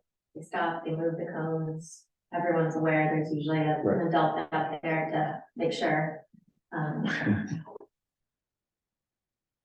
So Yeah, it hasn't been a real issue. yeah, it just sounds like a safety issue though, doesn't it? Like, Right. Yeah. If somebody takes stickball in Bensonhurst in the street, I guess anything. It's safety issue. yeah, Every time I go there, there to. make sure that they're. Yeah. okay. answer. We could shut down Main Street for that. Well, I wonder, and this is not something that could be addressed today, but I'm just looking at it quickly. I think there's only one non-town property that requires Memorial Drive for frontage, and it uses the section next to the library, not the section that runs in front of the Eagle House and everything else. I wonder if we need that part of Memorial Drive, and I have no clue what the legality is about how you get rid of roads. But, I know how they come into existence, I don't know how they come out of existence, but. I wonder if some of these problems long-term could be solved by making Memorial Drive not a road. Like keeping it as the part by the library, because looks to be a residence that has a driveway and uses that for frontage. And then the longer stretch maybe becomes, gets modified and everything in the long run, not have through traffic. It becomes a more parking area. Yes. Put actual sidewalks in. Well, the problem is, what you're, again, this is well beyond the scope of this, but what you're suggesting would cut off cul-de-sac, the people who have Memorial Drive as their address that face the library. That means you have to dead end it, and you know, they'd have to like do some kind of turnaround. So, I mean, they pull into their driveway and then they, Or they don't, maybe they park on the street and they just drive around, so then they just have to turn around. I mean, tough. Yeah. I know very few people who get upset about the idea of having and living on effectively a cul-de-sac or a dead end as opposed to a through street. Holman being a great example of that, and all the bridge progress has happened there over the years. There's some progress over there. No, not exactly. Yeah, I think we've, I think the next time we see this, though, this should be a conceptual area Mhm. where we're looking to put it, and then you can assess the value of it. And maybe it's the whole of the area of parking is the real issue, not just the senior center.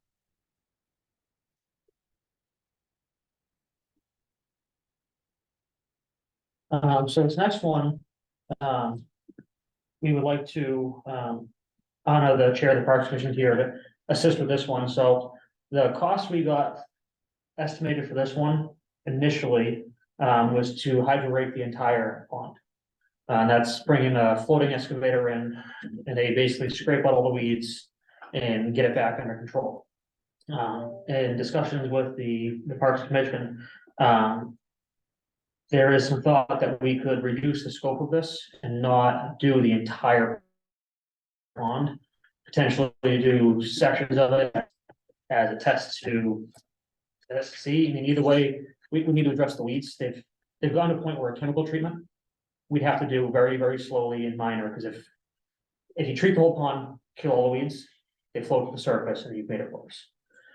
So there's some combination there. I don't know if you'd like to jump in of what your thoughts are. Sure, likes me, sure, all right. come on down. Actually, Just point of me, did we not approve something for Marshall Pond last year? we approved a portion, we approved $30,000 that was for permitting of both Marshall Park, Marshall Pond and Town Beach, and initial treatment of Town Beach. The permitting process is very, especially because Whalen is considered a Great Lake. And actually, that's done exclusively through the state. the great pond. Great Pond. Yeah, there we go. Yeah. Michigan. I mean, it's also a great. Yeah, right, great. They're actually. Actually, yeah. The- Great Lake or Great Great Pond? Pond. Great Pond. The work at the Town Beach is actually requiring a dredge permit to get through it, so Yeah. it's just added another layer to the permitting, but that was from what Anna said was exactly what was last year's. And that was specified in the proposal that was brought to us last year. I mean, my memory is It was, not I what helped, it was previously, but I worked with Heather on drafting. This was a capital project that was submitted for this project last year. So it was in the 10-year plan. okay, but what we approved Was. last year was only for permitting relative to Marshall Pond. It was permitting for both and treatment for Town Beach.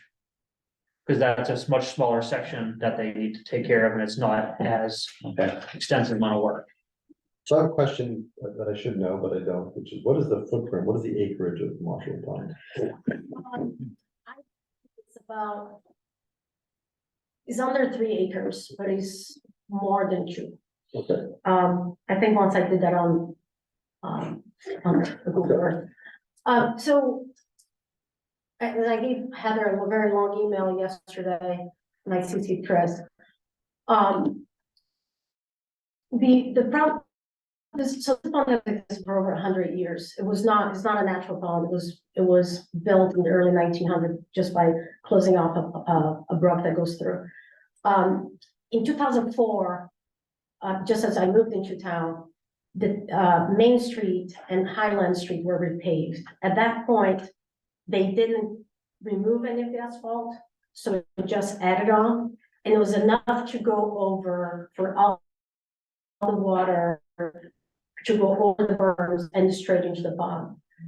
And just this past year was the berm fixed, and now the water is going straight into the culvert that's actually part of the pond, but actually flows away from the pond. The health of this pond degraded immensely once after 2004. And my neighbor who used to live on 17 Highland Street, she actually, Miss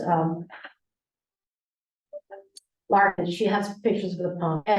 And I have done a lot of reading about, waterways and health of waterways and what's the best approach to it. And I already also have talked a lot with Hickory Hills Lake people, including John Fortune, about what's best, and less intervention is best in terms of chemical intervention.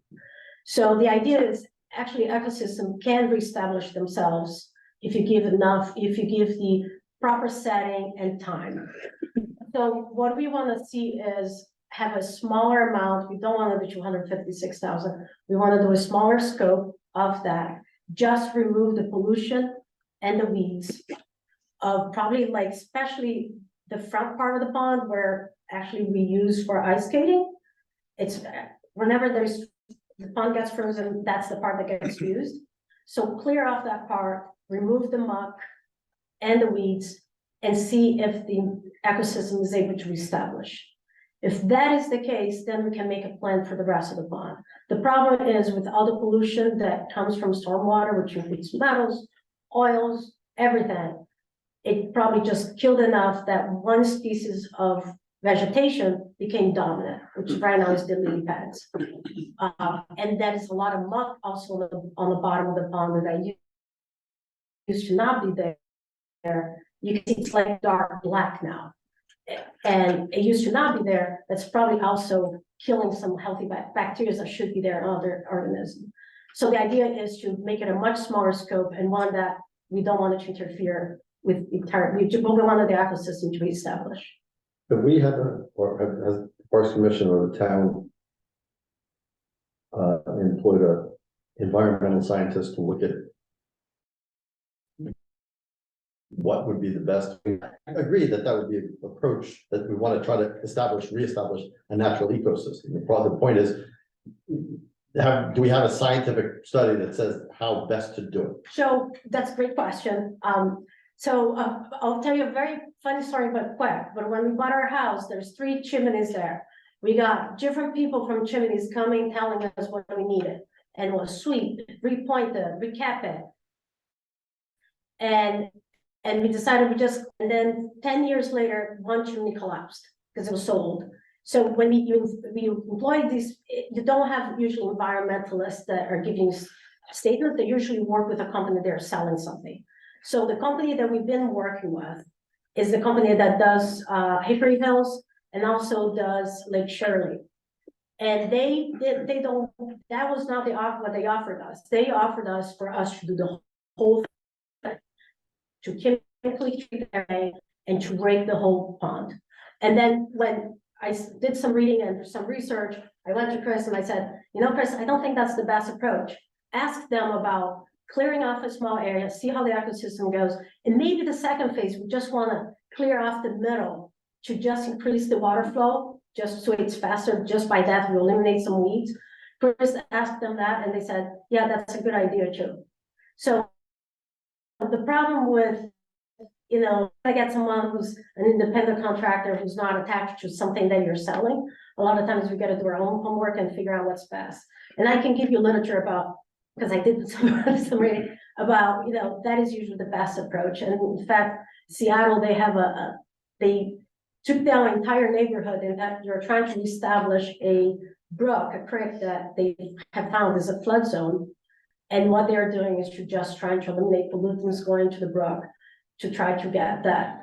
So would what you're discussing now, would that be done with a hydro rig or would Yeah. that be? Yeah. Hydro rate, because any kind of chemical you put, if that's going to be targeted towards see. any weed, Goes everywhere.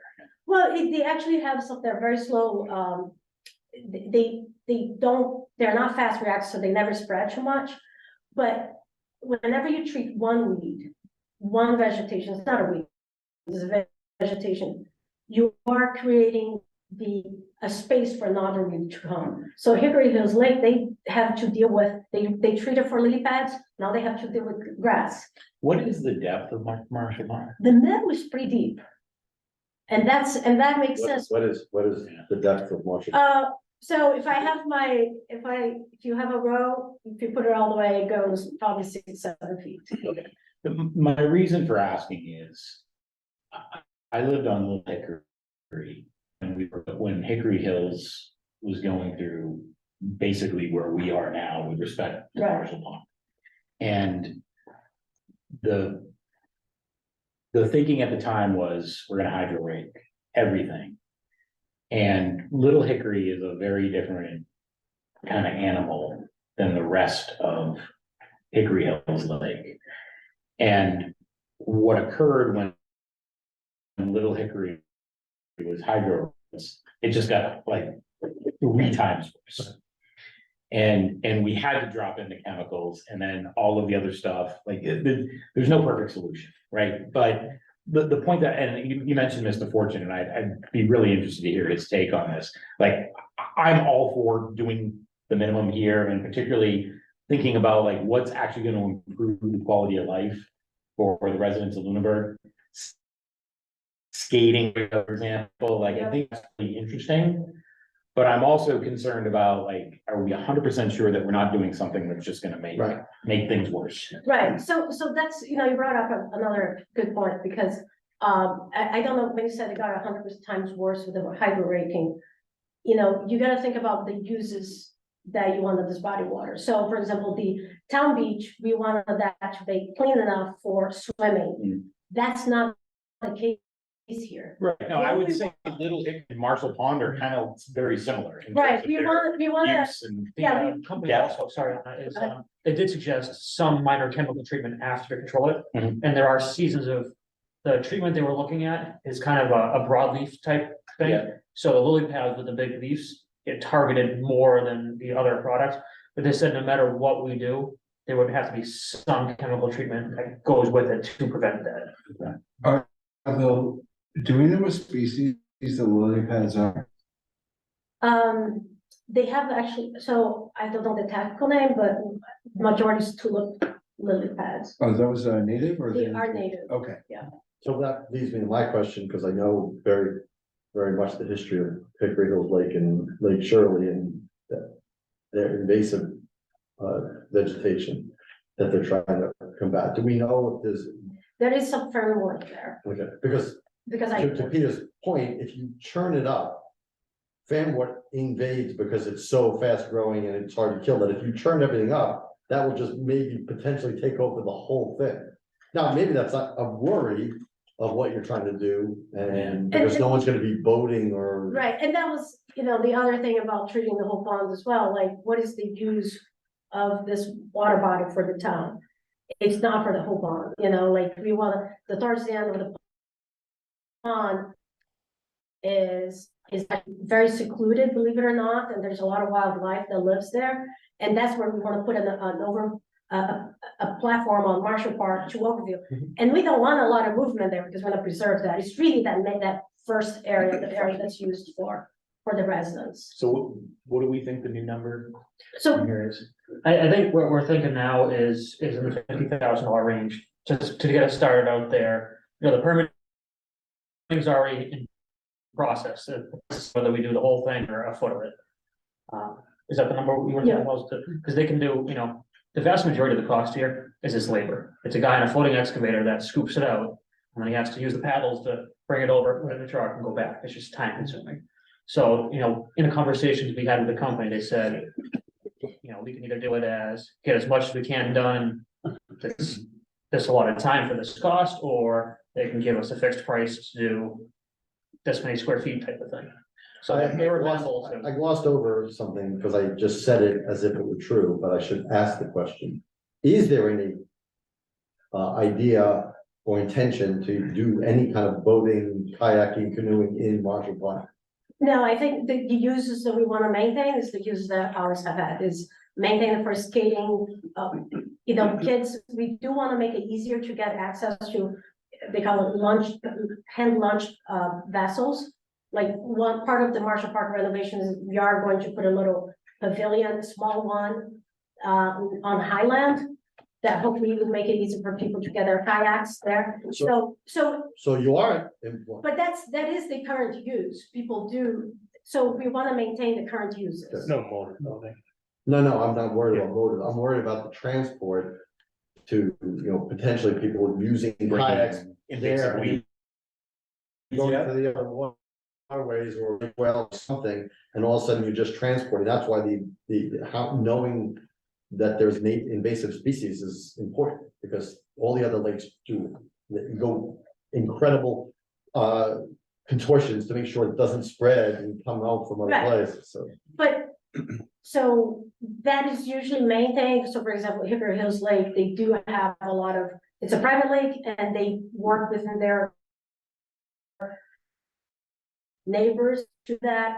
Lake Shirley is it's more public, there is some places that you can launch a boat, and it's more, Where I am. it's more, be aware, the same thing with Lake Whalen.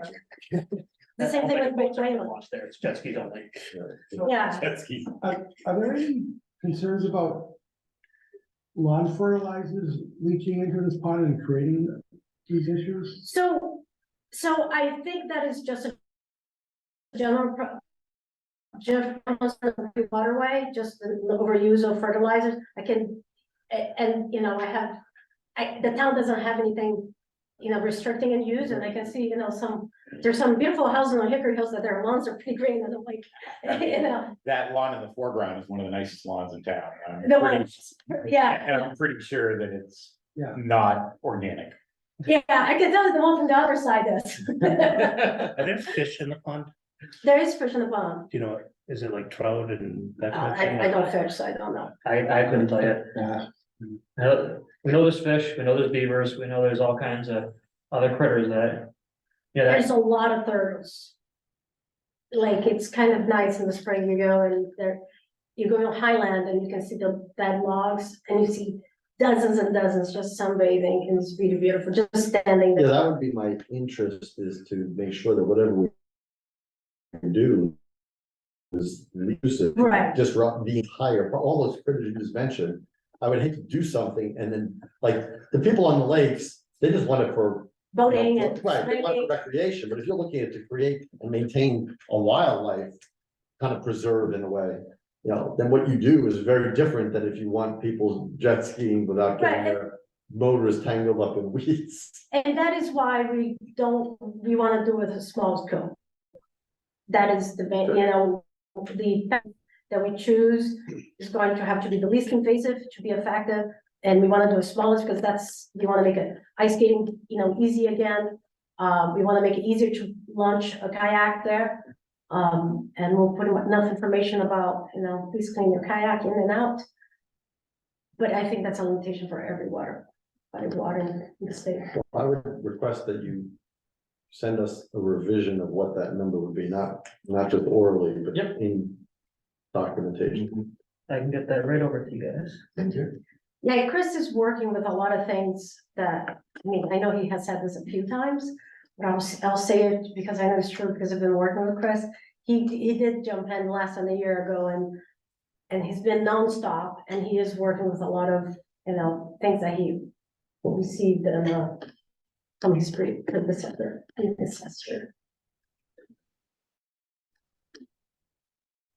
Thank you.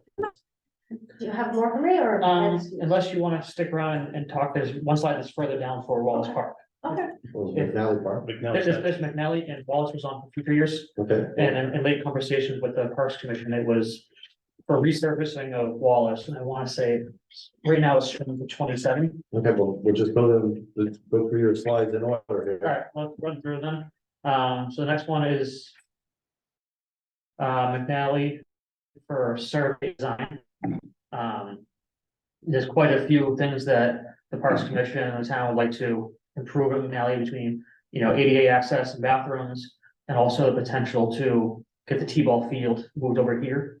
Currently, the Marshall redesign, the T-ball field up there goes away. So, we would like to have another facility for T-ball. Pretty quick. There's other options in town that they can make it work, but it's not as pretty as having a dedicated field. What is the request for this? 50,000 for the design and the survey work.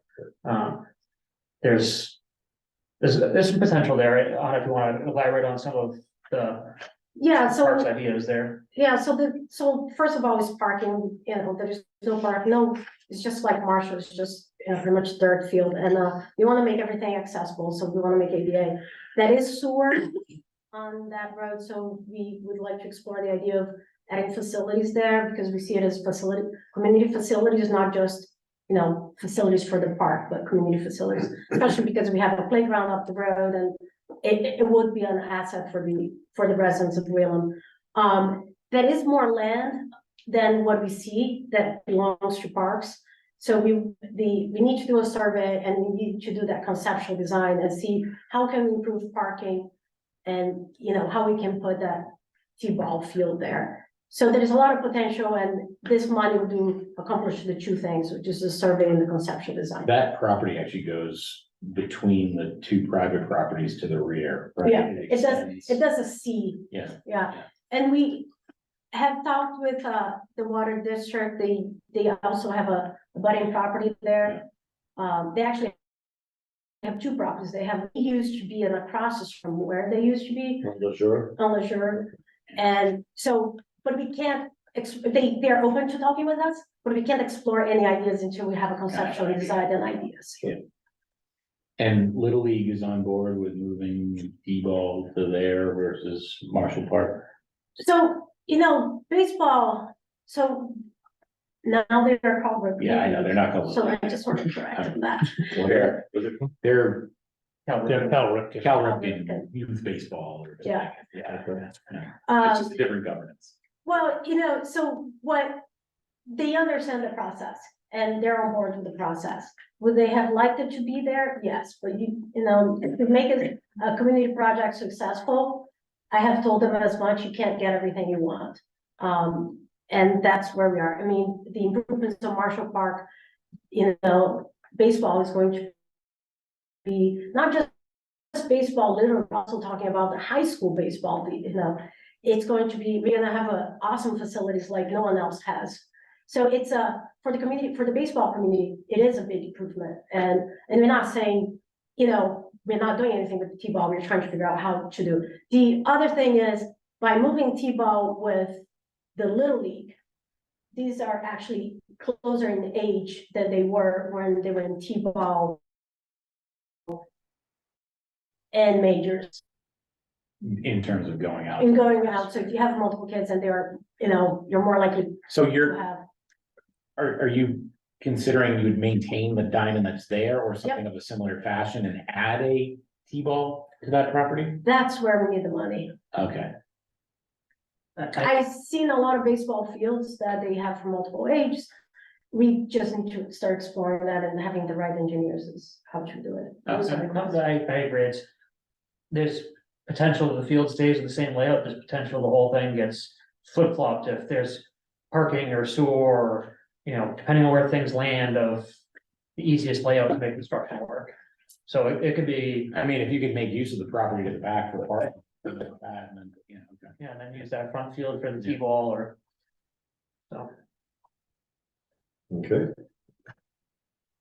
so that was the end of the FY 25. Only halfway through the program, all right. Yeah, and I wasn't planning to go into detail with the rest of them, because I'm still playing catch up on a lot of the Okay. future projects. So we'll go through them at your speed unless. I think if you guys wanna just jump to, jump through, I mean, Well, we'll be again, all your day. presentation, so I'm just yeah, filling the space bar. let's jump down, let me see if I can find the slide number for you, it's. Wallace Park would be number 39, you can jump to that one. Wow. Well, like I said, with the catch-up I was playing, I turned this into a living document of everything. So everything we've talked, I don't know what was presented to you guys ever in the past. Sure. So I wanna keep kind of a record going forward to make this a little easier. So one of the things we've talked about here is that after January, we're gonna start to talk about the long-term 10-year plans in more detail, so. This part of the season was focused on, obviously what goes into next year's fiscal plan, but getting an understanding of the entire Yes. plan, right? To tie in with the building reuse committee, everything else that we need to do in town, so. So I do appreciate that everything is being pulled together like this, and So this one, when the Parks Commission first talked about the projects that the Parks Commission would like to see, this was one of them. Now, what we didn't know in detail, and Chris also didn't know, was the Chris predecessor had put this as not as this coming fiscal year. So that's why this was not on your first deck. But this was something that if you look at our meetings from last year, we had requested that the resurfacing of the basketball courts to be in this fiscal year. So our request is that this move to the this next fiscal year, which is 25.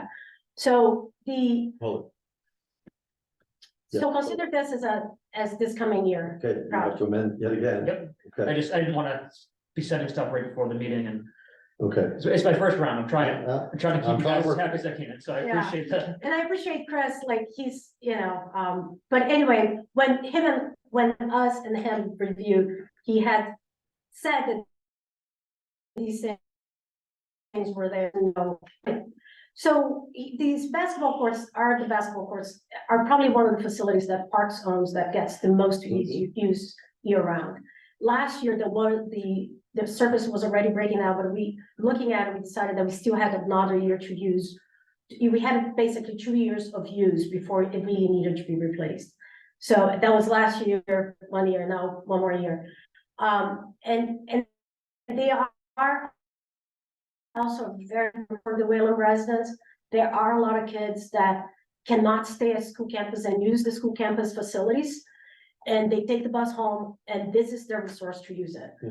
If we don't fund this year, this basketball court will not be playable come, by the time that our next funding opportunity.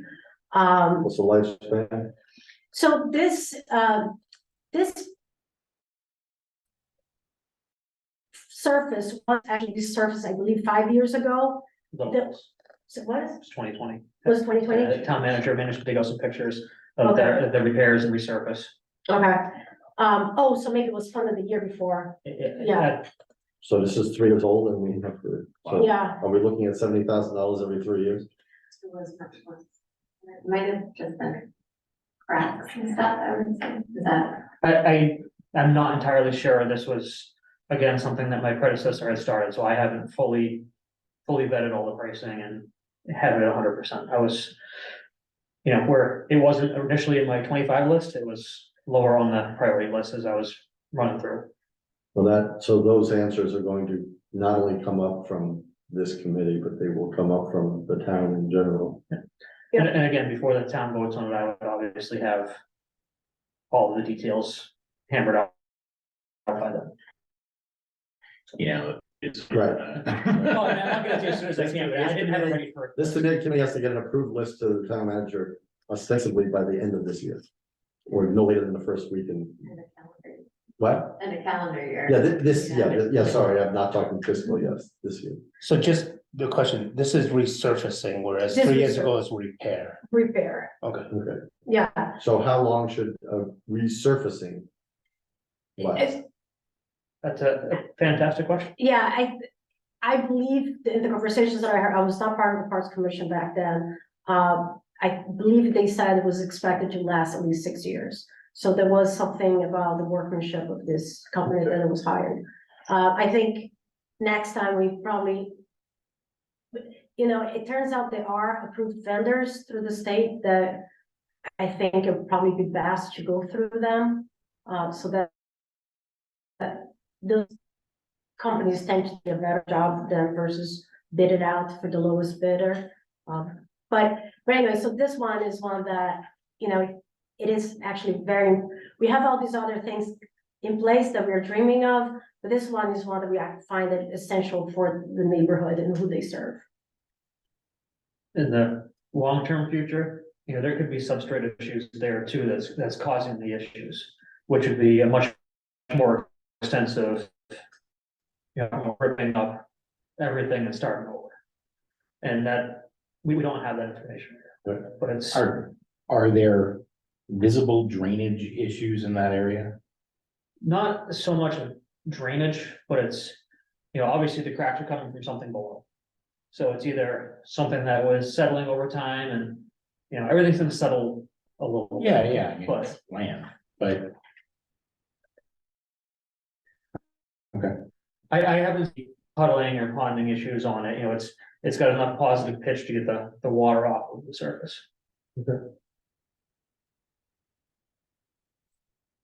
yeah, I mean, I completely agree with what you said around. We gotta take care of what we have and the people that we're servicing now as best we can. Like, that's, in my view, this is higher priority. Like, these are. This probably gets as much use as any outdoor space in the world. Yep, Right. absolutely. Oh, yeah, like, we're talking earlier about the teen center. It is just as busy and it serves just as many kids.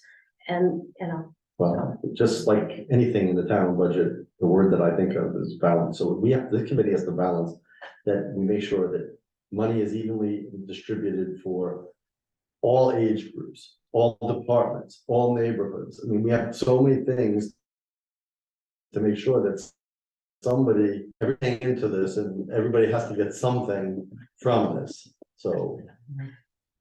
And yes, there is never a time I drive by here that is not an active.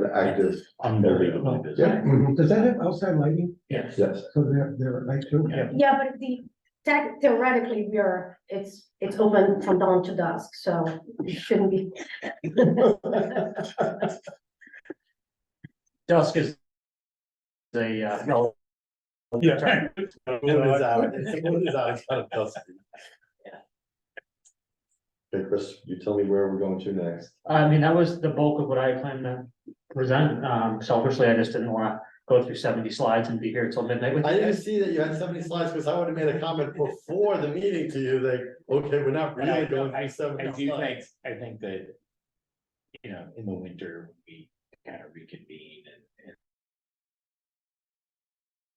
start looking at the plan. I think to have you back in and have a deeper discussion about. some Yeah, longer-term absolutely. Yeah, The most important about this cycle is that, let me go back, hold on a second.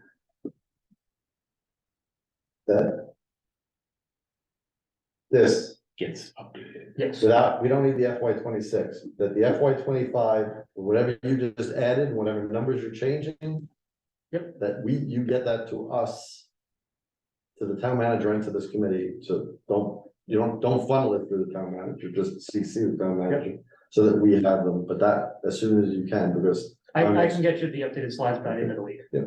Where's the slide? That's. Well, the spreadsheet, Yeah, just this, I don't need the slide. I can, And I did ask Chris, and I did talk with town manager about moving the basketball courts to this year, So so. the one thing I would ask that you do add to this, you got it for the most part in here, but for example, like McNally Park, that's design work, that's survey and design.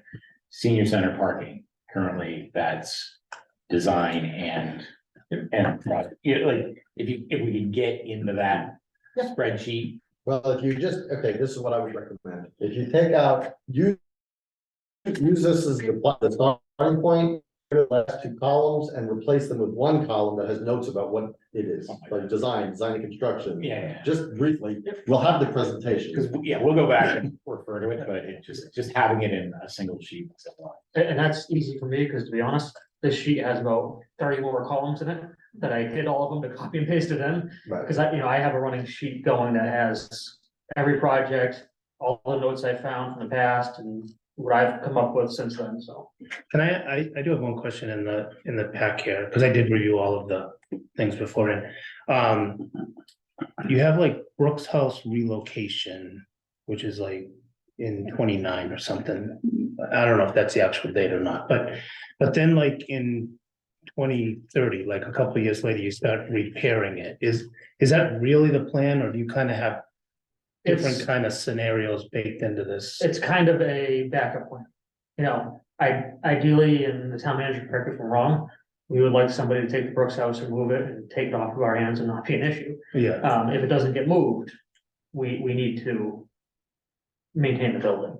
You know, right now, it's got a very minimal use. or light it on fire and have our annual No, bonfire. we should not say that. I normally would say that would be recorded, but Too late. Just have the chief put the match on it, but my point being is, I think at some point we just gotta get rid of that building. That's my opinion. my personal opinion as a resident of town, I agree 100% that building should be gone. But I also don't have any love for the historic value of that particular property, so, you know, other people may disagree, and, you know, I only have one vote, but that's kind of why we did it that way of, we should move it, it can get preserved. If we don't move it, we have to either repair it or knock it down. Yeah, I guess my thing always is, do you have like $500,000 worth of love for that building, right? I mean, Well, luckily we have till 2029 to decide that. And we have town meeting approval to relocate that okay, building. I guess sorry. This is something the committee talked about early on, about moving certain projects further out, if corrected. Okay. Thanks, Anna. Thank you, Ron. Thank you, Chris. Does anybody have anything for Mr. Ruth while he is? No, I do like the fact that, you know, Parks was here, you know, in the future, maybe the redesign committee should be with you too, like. I think the boards and commissions that you interact with, and when, you know, it's important for you to have them as part of the process for both this and for the, you know, the finance, the budgeting. I agree. The tie together is. 100%, because there's so many. At least with building redesign, there's so many balls there right now, and not. There's no direction yet, Yeah, which makes it difficult, because then it's, I don't wanna spend money on something and then rip it out right away. I mean, I pay taxes down here too, and it's. If I'm paying for it, I think we should be doing it, it should be lasting and do it the right way. Sure. Where the decisions sometimes lag. I mean, we see it with TCP. We waited, and now it's an absolute nightmare to fix anything over there. Everything's, you know, way out of date. I mean, we had some heat issues early on in the fall. The control system runs off of Windows XP in that building. I couldn't tell you when the last time a computer that XP ran, you know, so now we have all kinds of costs, even talk to a system to figure out what's functioning, what's not. And it's because the lack of maintenance. So it's kind of that balancing act of. We gotta keep at least a bare minimum of maintenance until we have a decision. I agree. But it's not an easy solution. That's why it's been going on for 10 years. Anybody else? I want to thank you. And I want to thank Anna as the chair of the Parks Committee to coming and presenting. Thank you for your time. You guys need to stick around for the rest of it, or? Well, we are enthralling. So you're always welcome to. Yeah, you're always welcome to. I would. There's no necessity. No offense, guys, but I'd love to go get dinner. And you should. See, now you're just taunting. Now I can stay because I'm still having it. So. We should cater these, I don't know. All right, action items for the next meeting. So this was the last presentation. And the next meetings that we do over the course of December, get us to discussing all of the presentations, hashing it out, discussing them then as individual members, ranking them, then talking about the rankings, getting the averages of those, and coming up with a final determination. That is the series of next meetings. Which leads us to the next agenda item, which is confirming, well, we can't confirm them because I asked everybody to present what their next meeting possibilities were in December. And I got an overwhelming 0 replies. I replied. So, you said you weren't gonna be here the week of December 11th. And you said that too, so we were really. Right, but we have availability next week. Okay, well, that's what we have availability next week. I have only tomorrow to post an agenda if it's Monday. If it's not Monday, if it's Wednesday, then I have one more day. Yeah, so I had put that in an email. I thought and I apologize. Okay, if I well, didn't. let's do it now. So, But next Wednesday is a school committee meeting, but Monday is not, Yeah, Monday's open, that's not. and you don't have a. is it, George, are you available Monday? Yeah, I'm looking at it now. The 4th, Yeah, yeah, I am, yep. Okay, Is the room available? well, we'll meet somewhere. We can always meet if Board of Health is meeting down here, either we can move them or we'll move to we can the. get a collaborative room at the middle high school. Well, I need to know by tomorrow again. Right. Would we be able to do 7 o'clock for that? It may be difficult for me to get 6 o'clock. So that's fine with me. Yeah, no big deal. We're playing on Monday Night Football, don't we know? Football's That'll be over. the beginning. What? I think football's over. Yeah, No, that's a Patriots football. Isn't that all there is? No, Just the draft. certainly. If that's the hope that it's over, that's true.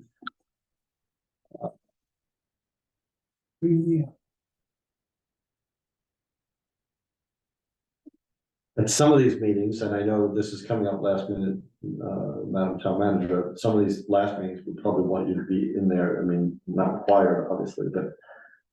I would hope that some of them, and I don't know your availability since we're held on Monday, which is. Of course, yeah, the best of them. All right, so what after that? So Wednesday's out, so that's the 6th. 6 is And the out. next week is totally out, so we can wrap Christmas presents together if we want. So the 18th is available, I think. Planning board is meeting on the 11th. I Yeah, think. planning board's the 11th. Right, So, School day is on the 20th, so we could meet on the 18th. and I'm trying to remember why we can't do Tuesdays or Thursdays. So Tuesdays, we have select board meetings, Thursday's finance. and Thursday is finance. Okay, good reasons. But Thursdays, it's 2nd and 4th for finance. They're gonna have an off-schedule meeting. Oh, they are? They- Well, we could ask the Well, finance yeah. committee representative here. Well, it's tomorrow. No, the 7th, we're having one there. There's one tomorrow and the 7th. Yeah. Right, but do you have one on 21st. the 21st? Uh, That's really, I mean, otherwise I don't, we could meet between Christmas and New Year's, that's the only other thing, let me look at, which I'd rather not, but. I don't think we have a real need. And both of you are out the week of the 11th, right? Yeah. Oh, boy. And it's like, I'm gone that week. Yeah. You gonna do a Saturday? No, Okay, just throwing that out there. yeah.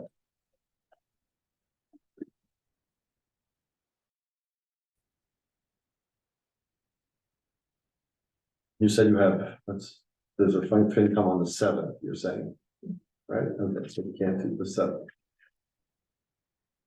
We need at least 3, so Yeah. the 20th. I think we should Wednesday, do the 4, 18, and 21 if we can make 21 stick. what is 21, which is Thursday. Thursday, those are all fine for me.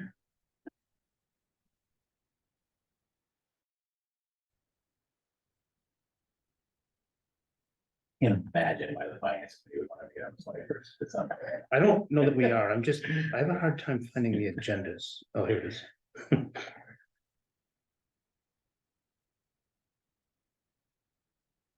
Yes. Might have trouble getting a Zoom link for Monday. Except there's a meeting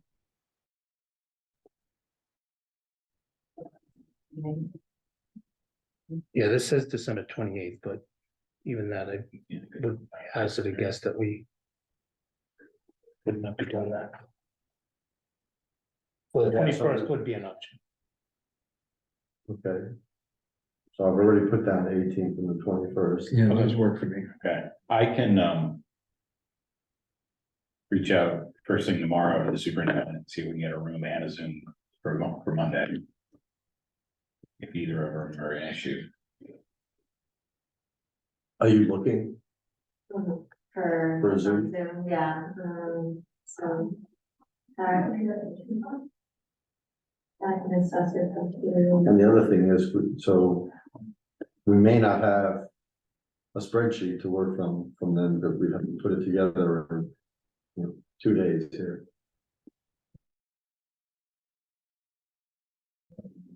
What's issue? Well, we can talk about it and go through. We have all of, the nice thing is we have all of everybody's presentation, so we can go through them quickly and at least get a basic feel for where people are. There's no municipal building sign meeting Monday. Uh, It's not on the calendar. It's- is anybody on this on the municipal zone? Is this what I need right here?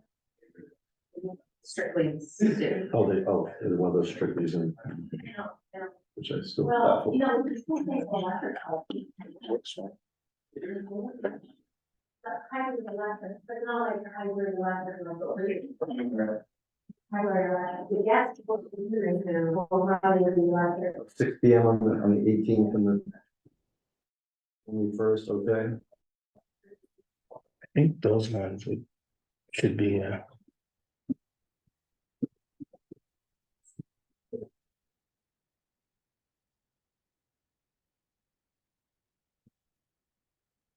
Okay, well, that's being looked up. If we don't know, Peter, and we want to see if we can find a alternate. Like, I mean, actually, there's no board of health, right? They're not doing it well. last time we surprised them, but they did meet No, upstairs. last time, yeah, we told them, Yeah, they was not told to their chair. they don't allow electronics in their meetings. There's, they meet first and Monday of every month. So that would be the first Monday. So we could in the old, we cannot read in the planning board office where we did our capital planning in the past. Since it's Zoom, it doesn't matter where it is, really. It's only gonna be us. Nobody else is coming to present. You mean it's smokestack? That seems to be the You just Some put wallpaper. the cameras. But just put Excuse some me? wallpaper. You just behind put the some screen, look like cameras here. and stuff. Ah, Cameras. but they don't use this camera system, so we can relocate it. The only thing we don't have is the monitor, but we don't need the monitor. All we need is the cameras. So we can move this into there, I think. Do the cameras move easily? It's just that's it, and the power. Oh, if that is all it is, great. I've had systems that end up more hardwired and I've No, they're not hardwired. But I don't know. I mean, Right. again. Do we think we can do it or not? Let me ask you. Another meeting that I'm trying to find out if they're meeting Monday, personnel committee. Okay, so, They usually use a Zoom link, they just might not, we haven't posted the agenda yet. all right, so Monday is up in the air until tomorrow morning. You can find out for me. Okay, or perhaps, do me a favor, don't do it. Delegate it to someone to get back to. Because the last thing we need you to be doing is to find out who has a Zoom meeting and where people are. So if somebody can do that, So what do we have as tentative dates again? Monday, 12/4 at 7 PM. And then 12/18, Monday, 12/18, and Thursday, 12/21, both at 6 PM. And somebody should bring stocking stuffers on 12/21. So do a secret Santa or something.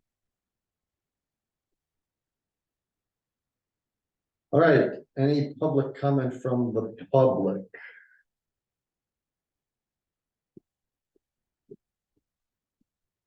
Anybody? Public comment from the public? We have somebody on the phone. I don't know if they're looking to make a comment, but maybe not. Any public comment from the community? Okay, so I will send out an email once I hear back from the town manager or the town manager's designee about Monday. Otherwise, the other two would be locked in. I will ask for the Zoom meetings for those 12/18 and 12/21. At which point we're gonna probably have to have one more meeting. I think we do New Year's. Eve. It's fun. So just for mine, again, so 12-4 is more discussions, and then 18 is ranking, and then 21 is final ranking. Yeah, Is that- basically, everybody, for the last 5 weeks, have thrown their Legos on the table. And then we have to start looking at what we can make from them. First meeting, and then the second meeting would be okay for the second meeting. That would give us 2 weeks if we meet on Monday, that everybody does a preliminary ranking. of their own. Then you send them to me, I compile them and talk about them on the 18th. And then maybe there's discussion about convincing people to move them up or down, et cetera, et cetera. And then on 12/21, we finalize the list and get that to the town manager for budget season. Assuming we stick to that plan and there's no snowstorms. Right. We're off. I, as the chair, will promise you that if we meet, there will be a list on the end of 12/21. If we miss a meeting, then we're gonna have to reschedule a meeting. Snow- And when is the final date? Like, do we have to have it to you by December 31st? Or can we meet, like, if there's a snow event or something in the first week in January? If it like the very beginning of January. Yeah, the very first week. That we would have. I don't know, what, Christmas and New Year's is the following? Because I have to present mid-January. It's Monday. Okay. I don't want to do that, obviously. I want to be done before then. They're on Mondays. Yeah. Because I want you to spend your holiday. Yeah. You know, Not working. Yeah. What is it? What day is it? Monday. Monday. Okay. All right, let's try to make this work.